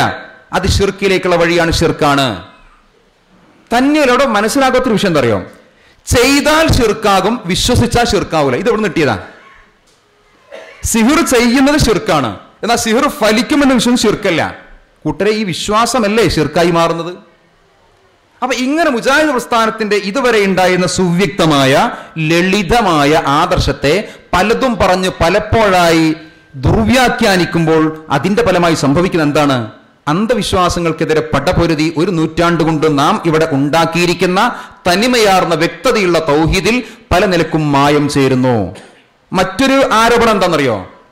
സിഹിർ ഫലിക്കുമെന്ന് വിശ്വസിക്കുന്നത് ശിർക്കാണ് എന്ന് ഷിയാക്കൾക്ക് പോലും വാദമില്ല. കേട്ടതല്ലേ നമ്മൾ? സിഹിർ ഫലിക്കുമെന്ന് ശിർക്കാണ് എന്ന് ഷിയാക്കൾക്ക് പോലും വാദമില്ല. ഇത് കേട്ടാ തോന്നിപ്പോകും എന്തറിയോ? ഷിയാക്കളാണ് ലോകത്തിലെ കറകളഞ്ഞ തൗഹീദിന്റെ ആളുകൾ, ഷിയാക്കളാണ് തോന്നിപ്പോകും. കൂട്ടർ, ഷിയാക്കൾ ആരാ? കടുത്ത അന്ധവിശ്വാസികൾ, പിഴച്ച വാദത്തിന്റെ ആളുകൾ. ഈ പിഴച്ച വാദത്തിന്റെ അന്ധവിശ്വാസികളായ ആളുകളായ ഷിയാക്കൾക്ക് എങ്ങനെയാണ് സിഹിർ ഫലിക്കുന്നത് ശിർക്കാണെന്ന വാദം ഉണ്ടാകുക? ഇപ്പൊ ഒരാൾ പറയാം, നമ്മുടെ നാട്ടിലുള്ള സുന്നികൾക്ക് കബറാരാധന, കബറിലെ ആള് വിളിച്ചു പ്രാർത്ഥിക്കുന്ന, കബറാളിയെ വിളിച്ചു പ്രാർത്ഥിക്കുന്ന പ്രാർത്ഥന ശിർക്കാണ് എന്ന് കേരളത്തിലെ സമസ്തക്കാർക്ക് പോലും സുന്നികൾക്ക് പോലും വാദമില്ല എന്നൊരാൾ പറഞ്ഞാൽ എന്തായിരിക്കും അർത്ഥം? അവർക്ക് വാദമില്ല, അതുകൊണ്ടാണ് അവർ പഴിച്ചു പോയത്. അവർക്ക് ആ വാദമില്ല, അതുകൊണ്ട് പഴിച്ചു പോയത്. കള്ളു കുടിക്കുന്നത് ഇവിടെയുള്ള മദ്യരാജാക്കന്മാർക്ക് പോലും തെറ്റാണെന്ന് അഭിപ്രായമില്ല എന്നൊരാൾ പറഞ്ഞാൽ എന്തായിരിക്കും അവസ്ഥ? അവർക്ക് അഭിപ്രായം, കാരണം അവരാണിത് കുടിപ്പിക്കുന്നത്, അവരുണ്ടാക്കുന്നത്. ഇതുപോലെ ഷിയാക്കൾ എന്ന് പറയുന്ന ലോകത്തെ ഏറ്റവും പിഴച്ച വിശ്വാസമുള്ള ആളുകളാണ്. അവർക്ക് പിന്നെ എങ്ങനെ ഇത് ശിർക്കാണെന്ന് വാദം ഉണ്ടാകുക? ഒന്നുകൂടെ പറയാം. അബൂബക്കർ, ഉമർ റളിയല്ലാഹു അൻഹുമാ, ഈ അബൂബക്കറും ഉമറും നല്ലവരാണെന്ന് ഷിയാക്കൾക്ക് പോലും അഭിപ്രായമില്ല എന്നൊരാൾ പറഞ്ഞ എന്തായിരിക്കും അവസ്ഥ? അവർക്ക് അഭിപ്രായമില്ല, അതുകൊണ്ടാണ് അവർ പഴിച്ചുപോയത്. അവർ അബൂബക്കറിനെയും ഉമറിനെയും ചീത്ത പറയുന്ന ആളുകളാണ്. എന്നിട്ട് നമ്മൾ അബൂബക്കറിനെയും ഉമറിനെയൊക്കെ ഖലീഫ അല്ലെങ്കിൽ റളിയല്ലാഹു അൻഹു എന്ന് പറയുമ്പോൾ ഒരാൾ പറയും, എന്തിനാ കുറ്റങ്ങൾ പറയണത്? ഷിയാക്കൾക്ക് പോലും അബൂബക്കറും ഉമറും നല്ലവരാണെന്ന് അഭിപ്രായമില്ല എന്ന് പറഞ്ഞ എന്തായിരിക്കും അതിന്റെ അർത്ഥം? ഇതേ ഒരു രൂപത്തിലല്ലേ ഈ പറഞ്ഞിരിക്കുന്ന വെല്ലുവിളി നമ്മൾ കണ്ടത്? സിഹിർ ഫലിക്കുമെന്നത് ഷിയാക്കൾക്ക് പോലും അഭിപ്രായമില്ല. സിഹിർ ഫലിക്കുമെന്നത് ശിർക്കാണെന്ന് ഷിയാക്കൾക്ക് പോലും അഭിപ്രായമില്ല. അവർക്ക് എങ്ങനെ അഭിപ്രായം ഉണ്ടാകുക? നമ്മുടെ നാട്ടിൽ കാണുന്ന എല്ലാവിധ അന്ധവിശ്വാസങ്ങളും ഇങ്ങോട്ട് ഇറക്കുമതി ചെയ്തിരിക്കുന്നത് ഈ ഷിയാക്കളാണ്. ഇത് എവിടുന്നാ വെല്ലുവിളി നടത്തണമെന്നറിയോ? ആയിരക്കണക്കിന് മുജാഹിദ് പ്രവർത്തകർ കൂടിയിരിക്കുന്ന തൗഹീദിന്റെ ശബ്ദം മാത്രം കേട്ട് അത് മനസ്സിൽ ഉറപ്പിച്ചിരിക്കുന്ന മുജാഹിദുകൾ മുന്നിൽ വെച്ചാ പറയുന്നത് ഈ വക വെല്ലുവിളികൾ. എങ്ങോട്ടാ പ്രസ്ഥാനം പോണത്? ഒന്ന്. രണ്ടാമത്തേത്, ഈ വെല്ലുവിളിക്കും അധ്യക്ഷനായിരിക്കാനുള്ള ദുര്യോഗം ആർക്കുണ്ടായത്? ബഹുമാനീയ മടവൂർ സാഹിബിന്. 5 കൊല്ലം മുൻപ് 2013 മുതലക്കുളത്ത് വെച്ച് സിഹിറിനെതിരെ വെല്ലുവിളിച്ചപ്പോൾ അതിന്റെ നേതൃത്വത്തിൽ ഉണ്ടായിരുന്ന മടവൂർ സാഹിബ് ഇന്നിപ്പോൾ ഇതുപോലെ സർക്കുലർ, എന്താ സർക്കുലർ പറയുന്നത്? സിഹിർ സംബന്ധിച്ച് പ്രവർത്തകർക്കിടയിൽ ആദ്യകാലം മുതൽ തന്നെ അഭിപ്രായ വ്യത്യാസം ഉണ്ടായിരുന്നു എന്ന സർക്കുലർ വിതരണം ചെയ്ത സമ്മേളനത്തിനും, അതുപോലെ തന്നെ സിഹിർ ഫലിക്കുന്നത് ശിർക്കാണ് എന്ന് മൂക്ക് താഴോട്ടുള്ള ഏതെങ്കിലും പണ്ഡിതൻ പറഞ്ഞിട്ടുണ്ടോ എന്ന വെല്ലുവിളിക്കും, സിഹിർ ഫലിക്കുന്നത് ഷിയാക്കൾക്ക് പോലും അത് ശിർക്കാണെന്ന് വാദമില്ല എന്ന ആരോപണത്തിനുമൊക്കെ അധ്യക്ഷനാകേണ്ട ദുര്യോഗം ഉണ്ടായത് ബഹുമാനപ്പെട്ട മടവൂർ സാഹിബിനാണ്. അതുണ്ടാകാൻ പാടില്ല. ഇനി ഒരു കാര്യം പറയട്ടെ, നമ്മൾ എന്തൊക്കെ ന്യായീകരിക്കാൻ ശ്രമിച്ചാലും, എങ്ങനെയൊക്കെ നമ്മൾ ഇതിനെ വക്രീകരിച്ചുകൊണ്ട് സംസാരിക്കാൻ ശ്രമിച്ചാലും ഒരു കാര്യം ഉറപ്പാണ്, മുജാഹിദ് പ്രസ്ഥാനം പണ്ട് പറഞ്ഞ കാര്യങ്ങളിൽ നിന്ന് ചില മാറ്റങ്ങൾ ഐക്യത്തിന് ശേഷം ഉണ്ടായിട്ടുണ്ട്. അതുകൊണ്ടാണ് ഈ സർക്കുലർ വിശദീകരിച്ച് നടക്കുന്ന ചില പണ്ഡിതന്മാരുടെ ചില സ്ഥലങ്ങളിൽ നിന്ന് സാധാ പ്രവർത്തകർ ചോദിക്കുക, അല്ല മൗലവി, നിങ്ങൾ ഞങ്ങളുടെ ഇങ്ങനെയൊന്നല്ലല്ലോ ആദ്യം പറഞ്ഞത്, ഐക്യപ്പെടുന്നതിന് മുൻപ് നിങ്ങൾ ഈ സിഹിറിന്റെ വിഷയത്തിൽ ഇങ്ങനെയൊന്നല്ലല്ലോ പറഞ്ഞത്, ഇപ്പൊ എന്തിനാണ് നിങ്ങളത് മാറ്റി പറയുന്നത്? ഇപ്പൊ നിങ്ങൾ സംസാരത്തിൽ പണ്ട് പറഞ്ഞതിൽ ചില വ്യത്യാസങ്ങൾ കാണുന്നുണ്ടല്ലോ. ഏറ്റവും സമുന്നതനായ ഒരു പണ്ഡിതൻ നമ്മുടെ കൂട്ടത്തിൽ ഉണ്ടായിരുന്ന, ഇപ്പോൾ മറുഭാഗത്തുള്ള സമുന്നതനായ പണ്ഡിതൻ, ഞാൻ പേരൊന്നും പറയുന്നില്ല, അദ്ദേഹത്തോട് ചോദിച്ചു, അല്ല സിഹിർ ഫലിക്കുമോ? അദ്ദേഹം പറഞ്ഞു, എനിക്ക് സിഹിർ ഫലിക്കില്ല. ധൈര്യത്തിൽ പറഞ്ഞു, എനിക്ക് സിഹിർ ഫലിക്കില്ല. അപ്പൊ പോയ നമ്മുടെ ചില പ്രവർത്തകന്മാർ ചോദിച്ചു, ശരി നിങ്ങൾക്ക് ഫലിക്കില്ല, നബി സല്ലല്ലാഹു അലൈഹി വസല്ലമക്ക് സിഹിർ ഫലിച്ചിട്ടുണ്ടോ? എന്താ ചോദ്യം? ആദ്യം സിഹിർ ഫലിക്കൂ ചോദിച്ചു. അപ്പൊ പറഞ്ഞു എനിക്ക് സിഹിർ ഫലിക്കൂല എന്ന് പറഞ്ഞു. പിന്നെ ചോദിച്ചു, നബി സല്ലല്ലാഹു അലൈഹി വസല്ലമക്ക് സിഹിർ ഫലിച്ചിട്ടുണ്ടോ? അതിന് ഉത്തരമില്ല. അപ്പൊ അത് നമ്മൾ അങ്ങനെ നിഷേധിക്കാനൊന്നും പറ്റൂല, അത് ഹദീസിൽ വന്ന കാര്യമാണ് എന്ന രൂപത്തിൽ. അപ്പൊ പ്രവർത്തകർ വീണ്ടും ചോദിച്ചു, അല്ല നിങ്ങൾക്ക് ഫലിക്കാത്ത സിഹിർ നബി സല്ലല്ലാഹു അലൈഹി വസല്ലമക്ക് ഫലിച്ചു എന്ന് ഞങ്ങൾ വിശ്വസിക്കണോ? നിങ്ങൾക്ക് ഫലിക്കൂല എന്ന് നിങ്ങൾ പറയുന്നു, എന്നാൽ നിങ്ങൾക്ക് ഫലിക്കാത്ത സിഹിർ നബി സല്ലല്ലാഹു അലൈഹി വസല്ലമക്ക് ഫലിച്ചു എന്ന് നിങ്ങൾ വിശ്വസിക്കണമോ? കൂട്ടർ ഇത് ആരുടെ ചോദ്യം? ഔദ്യോഗിക വിഭാഗമായി ആദ്യേ പിരിഞ്ഞു പോയ ആളുകളല്ല, പിന്നെയോ ഐക്യപ്പെടുന്നത് വരെ നമ്മുടെ കൂട്ടത്തിലുണ്ടായി നമുക്ക് നേതൃത്വം നൽകിയ സമുന്നതനായൊരു പണ്ഡിതൻ, നേതാവ്. അദ്ദേഹത്തോടാണ് ചോദ്യം. സിഹിർ എനിക്ക് ഫലിക്കൂല എന്നാ പിന്നെ നബിക്ക് ഫലിച്ചിട്ടുണ്ടോ? അതിപ്പോ നമ്മൾ അങ്ങനെ പറയാൻ പറ്റൂല, ഹദീസിലൊക്കെ വന്നിട്ടുണ്ടല്ലോ.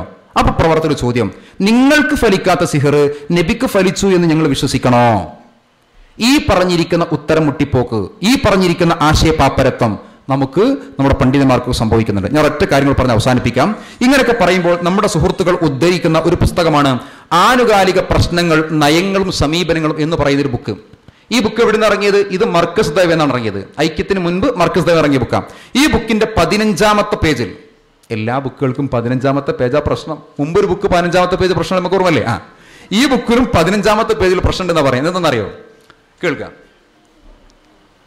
ആദ്യകാലത്ത് ചില വിഷയങ്ങളിൽ വ്യത്യസ്ത നിലപാടുകൾ പണ്ഡിതന്മാർക്കിടയിൽ ഉണ്ടായിരുന്നു. ഉദാഹരണത്തിന് സിഹിർ വിഷയത്തിൽ 2 വീക്ഷണങ്ങൾ ആദ്യകാല പണ്ഡിതന്മാർക്കിടയിൽ ഉണ്ടായിരുന്നു. എന്നാൽ സിഹിർ മഹാപാപമാണെന്നതിൽ അവർ യോജിച്ചിരുന്നു. അതിന്റെ പേരിൽ ഒരു വിഭാഗം മറുവിഭാഗത്തെ ആക്ഷേപിക്കുകയോ സംഘടനാ വിരുദ്ധരാണെന്ന് മുദ്ര കുത്തുകയോ ചെയ്തിരുന്നില്ല. അപ്പൊ ഈ ബുക്ക് എവിടെ നിന്ന് ഇറങ്ങിയതാണ്? ഇത് ഐക്യത്തിന് മുൻ മർക്കസ് ദൈവ് ഇറങ്ങിയ ബുക്കാണ്. അപ്പൊ ഈ ബുക്കിൽ എന്ത് പറയുന്നുണ്ട്? സിഹിർ സംബന്ധിച്ച് പണ്ട് 2 വീക്ഷണം ഉണ്ടായിരുന്നു. അതിന്റെ പേരിൽ നമ്മൾ എന്താണ്, സംഘടനാ വിരുദ്ധരെന്നോ മറ്റോ മുദ്ര കുത്തിയില്ല. എന്നാ പിന്നെ ആ നിലപാട് എപ്പോഴും സ്വീകരിച്ചാൽ പോരെ എന്നാണ് ഈ ബുക്ക് ഉയർത്തിപ്പിടിച്ച് ചോദിക്കുന്നത്. എന്താ വസ്തുത എന്നറിയോ? ഞാൻ പെട്ടെന്ന് പറയാം. ഈ പുസ്തകം ഇറങ്ങുന്നപ്പോഴാണ്, ഈ പുസ്തകം ഇറങ്ങുന്നത് 1/10/2016 അഥവാ ഒക്ടോബർ മാസം. ഐക്യപ്പെടുന്ന ഡിസംബറിലാണ്. അതിന്റെ 1.5-2 മാസം മുൻപ് മാത്രം ഇറങ്ങിയ ബുക്കാണ് ഈ ബുക്ക്. ഈ ബുക്ക് ഇതിന്റെ ഒരു വിഷയമുണ്ട്. ഇങ്ങനെ ഒരു പുസ്തകവുമായിട്ട് ഇതിന്റെ പ്രൂഫുമായിട്ട് ബഹുമാനിയ അസ്ഗർ അലി മൗലവി മർക്കസ് ദയിൽ വന്നു ഒരു ദിവസം. അന്ന് അവിടെ ISMന്റെ സെക്രട്ടേറിയറ്റ് മീറ്റിംഗ് നടന്നുകൊണ്ടിരിക്കുകയാണ്. അപ്പൊ അദ്ദേഹം ആ പ്രൂഫ് കാണിച്ചിട്ട് പറഞ്ഞു, ഇത് നിങ്ങൾ നോക്കണം, എന്തെങ്കിലുമൊക്കെ പെശകുണ്ടെങ്കിൽ തിരുത്തണം. അങ്ങനെ അദ്ദേഹം ഞങ്ങൾക്ക് വായിക്കാൻ തന്നിരിക്കുന്ന പ്രൂഫാണ് ഇത്. എന്താ? ആനുകാലിക പ്രശ്നങ്ങളിലെ നയങ്ങളും നിലപാടും. ഇതാണ് പ്രൂഫ്. ഈ പ്രൂഫിൽ, ഞങ്ങൾക്ക് വായിക്കാൻ തന്നിരിക്കുന്ന ഈ പ്രൂഫിൽ ഈ ഭാഗമുണ്ട്. ആ ഭാഗം ഞാൻ വായിച്ചു കേൾപ്പിക്കാം.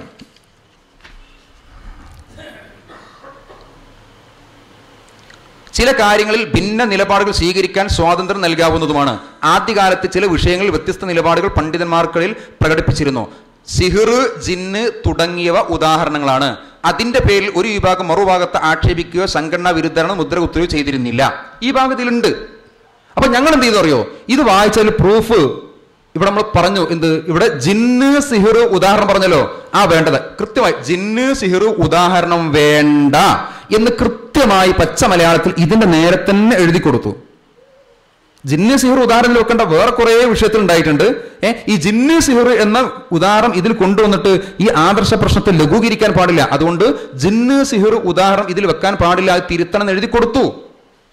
പക്ഷേ മൗലവി സാഹിബ് അതിൽ ജിന്നിനെ ഒഴിവാക്കുകയും സിഹിറിനെ നിലനിർത്തിക്കൊണ്ട് ഇറക്കുകയും ചെയ്തു. എന്നിട്ട് പറയുന്നു, കണ്ടില്ലേ, പണ്ട് നമ്മൾ ഐക്യപ്പെടുന്നതിന് മുൻപ് തന്നെ ഈ പുസ്തകത്തിൽ ഇങ്ങനെ എഴുതിയിട്ടുണ്ടല്ലോ, പിന്നെ എന്തിനാ ആരോപിക്കുന്നത്? അപ്പൊ ഈ പുസ്തകത്തിന്റെ നിജസ്ഥിതിയാണ്. എന്നാൽ ഇത് ഐക്യപ്പെടുന്നതിന്റെ 2 മാസം മുൻപ് തകൃതിയായി തട്ടിക്കൂട്ടി ഇറക്കുന്ന ബുക്കാ. എന്നാൽ ഇത് കണ്ടോ നിങ്ങൾ, മുജാഹിദ് പ്രസ്ഥാനം ഭിന്നതയും യാഥാർത്ഥ്യവും, ഇത് ഐക്യത്തിന്റെ മുമ്പ് തട്ടിക്കൂട്ടി ഇറക്കിയ ബുക്കല്ല. ഇത് 2012 ഇറക്കിയതാ. ഐക്യം 2016, ബുക്ക് ഇറങ്ങുന്നത് 2012. 6 കൊല്ലം മുമ്പ് ഇറക്കിയ ബുക്കാണ്. ഈ ബുക്കിനകത്തൊരു കാര്യം പറയുന്നുണ്ട്. ഇതിന്റെ 37ാമത്തെ പേജിൽ പറയുന്നു, ജിന്ന്, സിഹിർ, പിശാജ്, മലക്ക് തുടങ്ങിയ വിഷയങ്ങളിൽ പ്രസ്ഥാനം ഇക്കാലമത്രയും സ്വീകരിക്കാത്ത പുതിയ വാദങ്ങൾ കൊണ്ടുവന്നു. അസ്ഗർ അലി മൗലവി എന്താ പറഞ്ഞ ഈ ഇലകുലയിൽ പറഞ്ഞത്? പണ്ടും പ്രവർത്തകർക്കിടയിൽ പോലും രണ്ട് അഭിപ്രായം ഉണ്ടെന്നാ. ഇതേ അസ്ഗർ അലി മൗലവി മറ്റുമൊക്കെ നേതൃത്വം കൊടുത്ത് 2002 ഇറക്കിയിരിക്കുന്ന ബുക്കിൽ എന്താ പറയുന്നത്? 2012 ഇറക്കിയിരിക്കുന്ന ബുക്കിൽ ജിന്ന്, സിഹിർ, പിശാജ്, മലക്ക് തുടങ്ങിയ വിഷയങ്ങളിൽ പ്രസ്ഥാനം ഇക്കാലം അത്രയും സ്വീകരിക്കാത്ത പുതിയ വാദങ്ങൾ കൊണ്ടുവന്നു. ഇസ്ലാഹി പ്രവർത്തനങ്ങൾ കൊണ്ട് ദശാബ്ദങ്ങളിലൂടെ തൂത്തെറിഞ്ഞ അന്ധവിശ്വാസങ്ങളെ മുജാഹിദുകളിലേക്ക് പതുക്കെ കടത്തിവിട്ടു. ചരിത്രമറിയാത്ത ഇളം തലമുറ കഥയറിയാതെ ആട്ടം കണ്ടു, അവരതിൽ ആകൃഷ്ടരായി എന്നൊക്കെ പറഞ്ഞിട്ട് നമ്മൾ മുൻപെടുത്ത നിലപാട് വളരെ വ്യക്തമായി പറയുന്നുണ്ട്. കഴിഞ്ഞില്ല. ഇതിന്റെ 45ാമത്തെ പേജിൽ പറഞ്ഞ കാര്യം കൂടെ വായിച്ചുകൊണ്ട് ഞാൻ അവസാനിപ്പിക്കട്ടെ. 42ാമത്തെ പേജ്. ഈ സിഹിർ ഫലിക്കും എന്നൊക്കെ വാദം വെച്ചിരിക്കുന്ന ചില ആളുകൾ സംവാദവേദിയിൽ അവർക്കുണ്ട അനുഭവം പറയണത് കേൾക്കൂ. സ്നേഹ സംവാദം ട്രേഡ് മാർക്കായി സ്വീകരിച്ച MM അക്ബറിനോട് സംവാദവേദിയിൽ പാതിരി ചോദിച്ചു. പാതിരി എന്ന് പറഞ്ഞാൽ ക്രിസ്ത്യൻ അച്ഛൻ, ഫാദർ ചോദിച്ചു. എന്താ ചോദിച്ചത്? സിഹിറു ബാധിച്ച് മാസങ്ങൾ സ്വബോധം നഷ്ടപ്പെട്ടു പോയ മുഹമ്മദിന്റെ വാക്കുകളായ ഖുർആനിനെ അപ്രമാദിത്വം കൽപ്പിക്കാൻ കഴിയുമോ? ഇതാണ് ചോദ്യം. സിഹിർ ബാധിച്ച് മാസങ്ങളോളം സുബോധം നഷ്ടപ്പെട്ടു പോയ ബുഖാരിൽ ഹദീസ് ഉണ്ടല്ലോ, ആ മുഹമ്മദിന്റെ വാക്കുകൾക്ക് അപ്രമാദിത്വം കൽപ്പിക്കാൻ കഴിയുമോ? എമ്മക്കവർ ഉണ്ടെന്നോ ഇല്ലെന്നോ പറയാതെ ചിരിച്ചു പ്രസംഗിച്ചത് ജനം കണ്ടു. മുജാഹിദുകൾ തല താഴ്ത്തി. എന്തേ കാരണം? നബിക്ക് സിഹിർ ബാധിച്ചു എന്ന തെറ്റായ വിശ്വാസം അക്ബറിന്റെ ആദർശമായിരുന്നു. സിഹിർ വിഷയം യഥാർത്ഥത്തിൽ മുജാഹിദ് പ്രവർത്തകന്മാരെ പഠിപ്പിച്ച AP-യുടെ സ്വന്തം മരുമകൻ അക്ബർ അതേ സിഹിറിന്റെ ഊരാക്കുടുക്കിൽ നബിക്ക് സിഹിർ ബാധിച്ച് ബോധം പോയി എന്നത് ശരിയല്ല എന്ന ഒറ്റവാക്യം കൊണ്ട് അച്ഛനെ ഇരുത്താമായിരുന്ന അക്ബർ ആശയപ്പാപ്പരത്താൽ സ്വയം ഇരുന്നു പോയി. ഇപ്പൊ അക്ബർ മാത്രമല്ല ഈ ആശയപ്പാപ്പരത്താൽ ഇരിക്കുന്നത്, നമ്മുടെ കൂട്ടത്തിൽ ഐക്യം വരെയും ഉണ്ടായിരുന്ന പല ആളുകളും ഈ ചോദ്യത്തിന്റെ മുന്നിൽ ആശയപ്പാപ്പരത്താൽ ഇരുന്നു പോവുകയാണ്. എനിക്ക് സിഹിർ ഫലിച്ചിട്ടില്ല, എന്നാൽ നബിക്ക് ഫലിച്ചിട്ടുണ്ടോ? അതിപ്പം നമ്മൾ എങ്ങനെ പറയാ? ഹദീസില്ലേ? അപ്പൊ ചോദ്യം, നിങ്ങൾക്ക് ഫലിക്കാത്ത സിഹിർ നബിക്ക് ഫലിക്കോ? ഉത്തരവില്ല.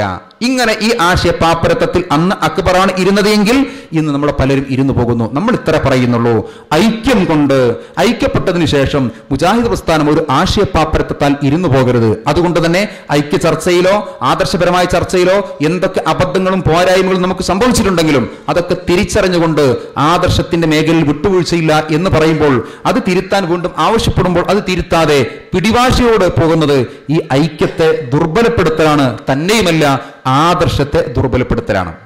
ഞാൻ അവസാനിപ്പിക്കുന്നു. അപ്പൊ സുഹൃത്തുക്കളെ, നമുക്ക് സ്ഥാനം കിട്ടാത്തതുകൊണ്ടോ അധികാരം കിട്ടാത്തതുകൊണ്ടോ ഒന്നുമല്ല പ്രശ്നം. നമുക്ക് മുജാഹിദ് പ്രസ്ഥാനം ഇതുവരെയും പുലർത്തിപ്പോന്നിരിക്കുന്ന ആശയങ്ങൾ, ആദർശങ്ങൾ, അതിൽ ചില പ്രശ്നങ്ങൾ ഉണ്ട് എന്ന് ബോധ്യപ്പെട്ടത് കൊണ്ട് തന്നെയാണ് നമ്മളൊക്കെ ഈ വിഷയത്തിലേക്ക് ഇറങ്ങിയത്.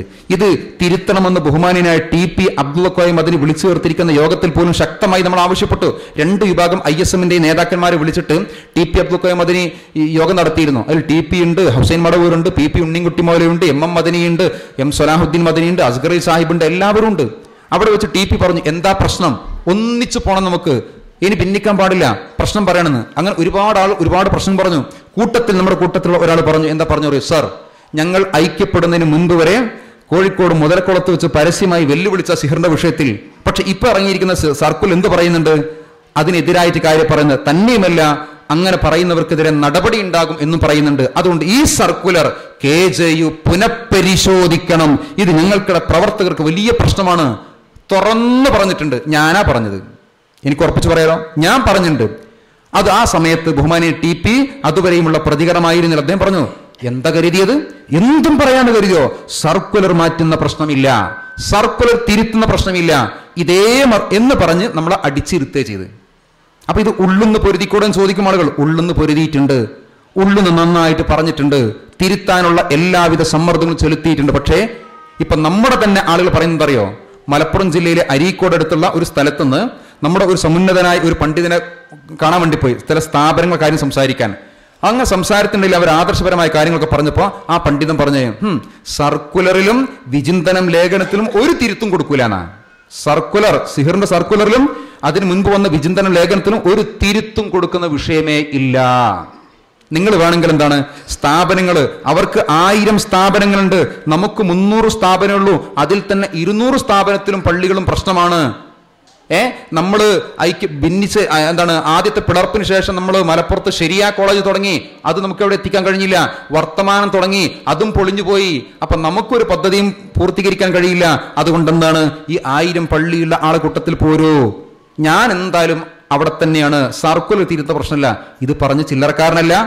ഇനി അദ്ദേഹത്തിനേക്കാൾ വലിയ ഒരു നേതാവ് നമുക്ക് പറയാനില്ലാത്ത വിധം വലിയ ഒരു നേതാവാണ് ഈ പറഞ്ഞിരിക്കുന്നത്. അദ്ദേഹം നമ്മുടെ കൂട്ടത്തിൽ, ഐക്യത്തിന് മുൻപ് നമ്മുടെ കൂട്ടത്തിലെ സമുന്നതനായ നേതാവായിരുന്നു. ഞാൻ അവസാനിപ്പിക്കുന്നു. സുഹൃത്തുക്കളെ, ബഹുമാനിയ CP ഇവിടെ എത്തിയിട്ടുണ്ട്. CP ഇന്നാണ് വിദേശത്തുനിന്ന്, രാവിലെയാണ് നെടുമ്പാശ്ശേരി വന്ന് ഇറങ്ങിയത്. ഈ വിഷയത്തിന്റെ പ്രാധാന്യം മനസ്സിലാക്കിക്കൊണ്ട് മാത്രമാണ് അദ്ദേഹം എന്നിവിടെ എത്തിയത്. അദ്ദേഹത്തിന്റെ സംസാരമാണ് ഇതിൽ ഏറ്റവും പ്രധാനപ്പെട്ടത്. അതുകൂടെ ശ്രദ്ധയോടുകൂടി കേൾക്കുക. ഞാൻ കൊണ്ടുവന്നിരിക്കുന്ന രേഖകൾ ഇനിയും കുറെ പറയേണ്ട, സമയത്തിന്റെ പരിമിതിയാണ്, അങ്ങോട്ട് പോകുന്നില്ല. എന്തുതന്നെയാണെങ്കിലും വിഷയം ആദർശ സംബന്ധമായതാണ് എന്ന് ബോധ്യപ്പെടുത്താനാണ് ഞാൻ ശ്രമിച്ചത്. അള്ളാഹു നമ്മെ എല്ലാവരും അനുഗ്രഹിക്കും, രക്ഷിക്കും ചെയ്യുമാറാകട്ടെ. അസ്സലാമു അലൈക്കും.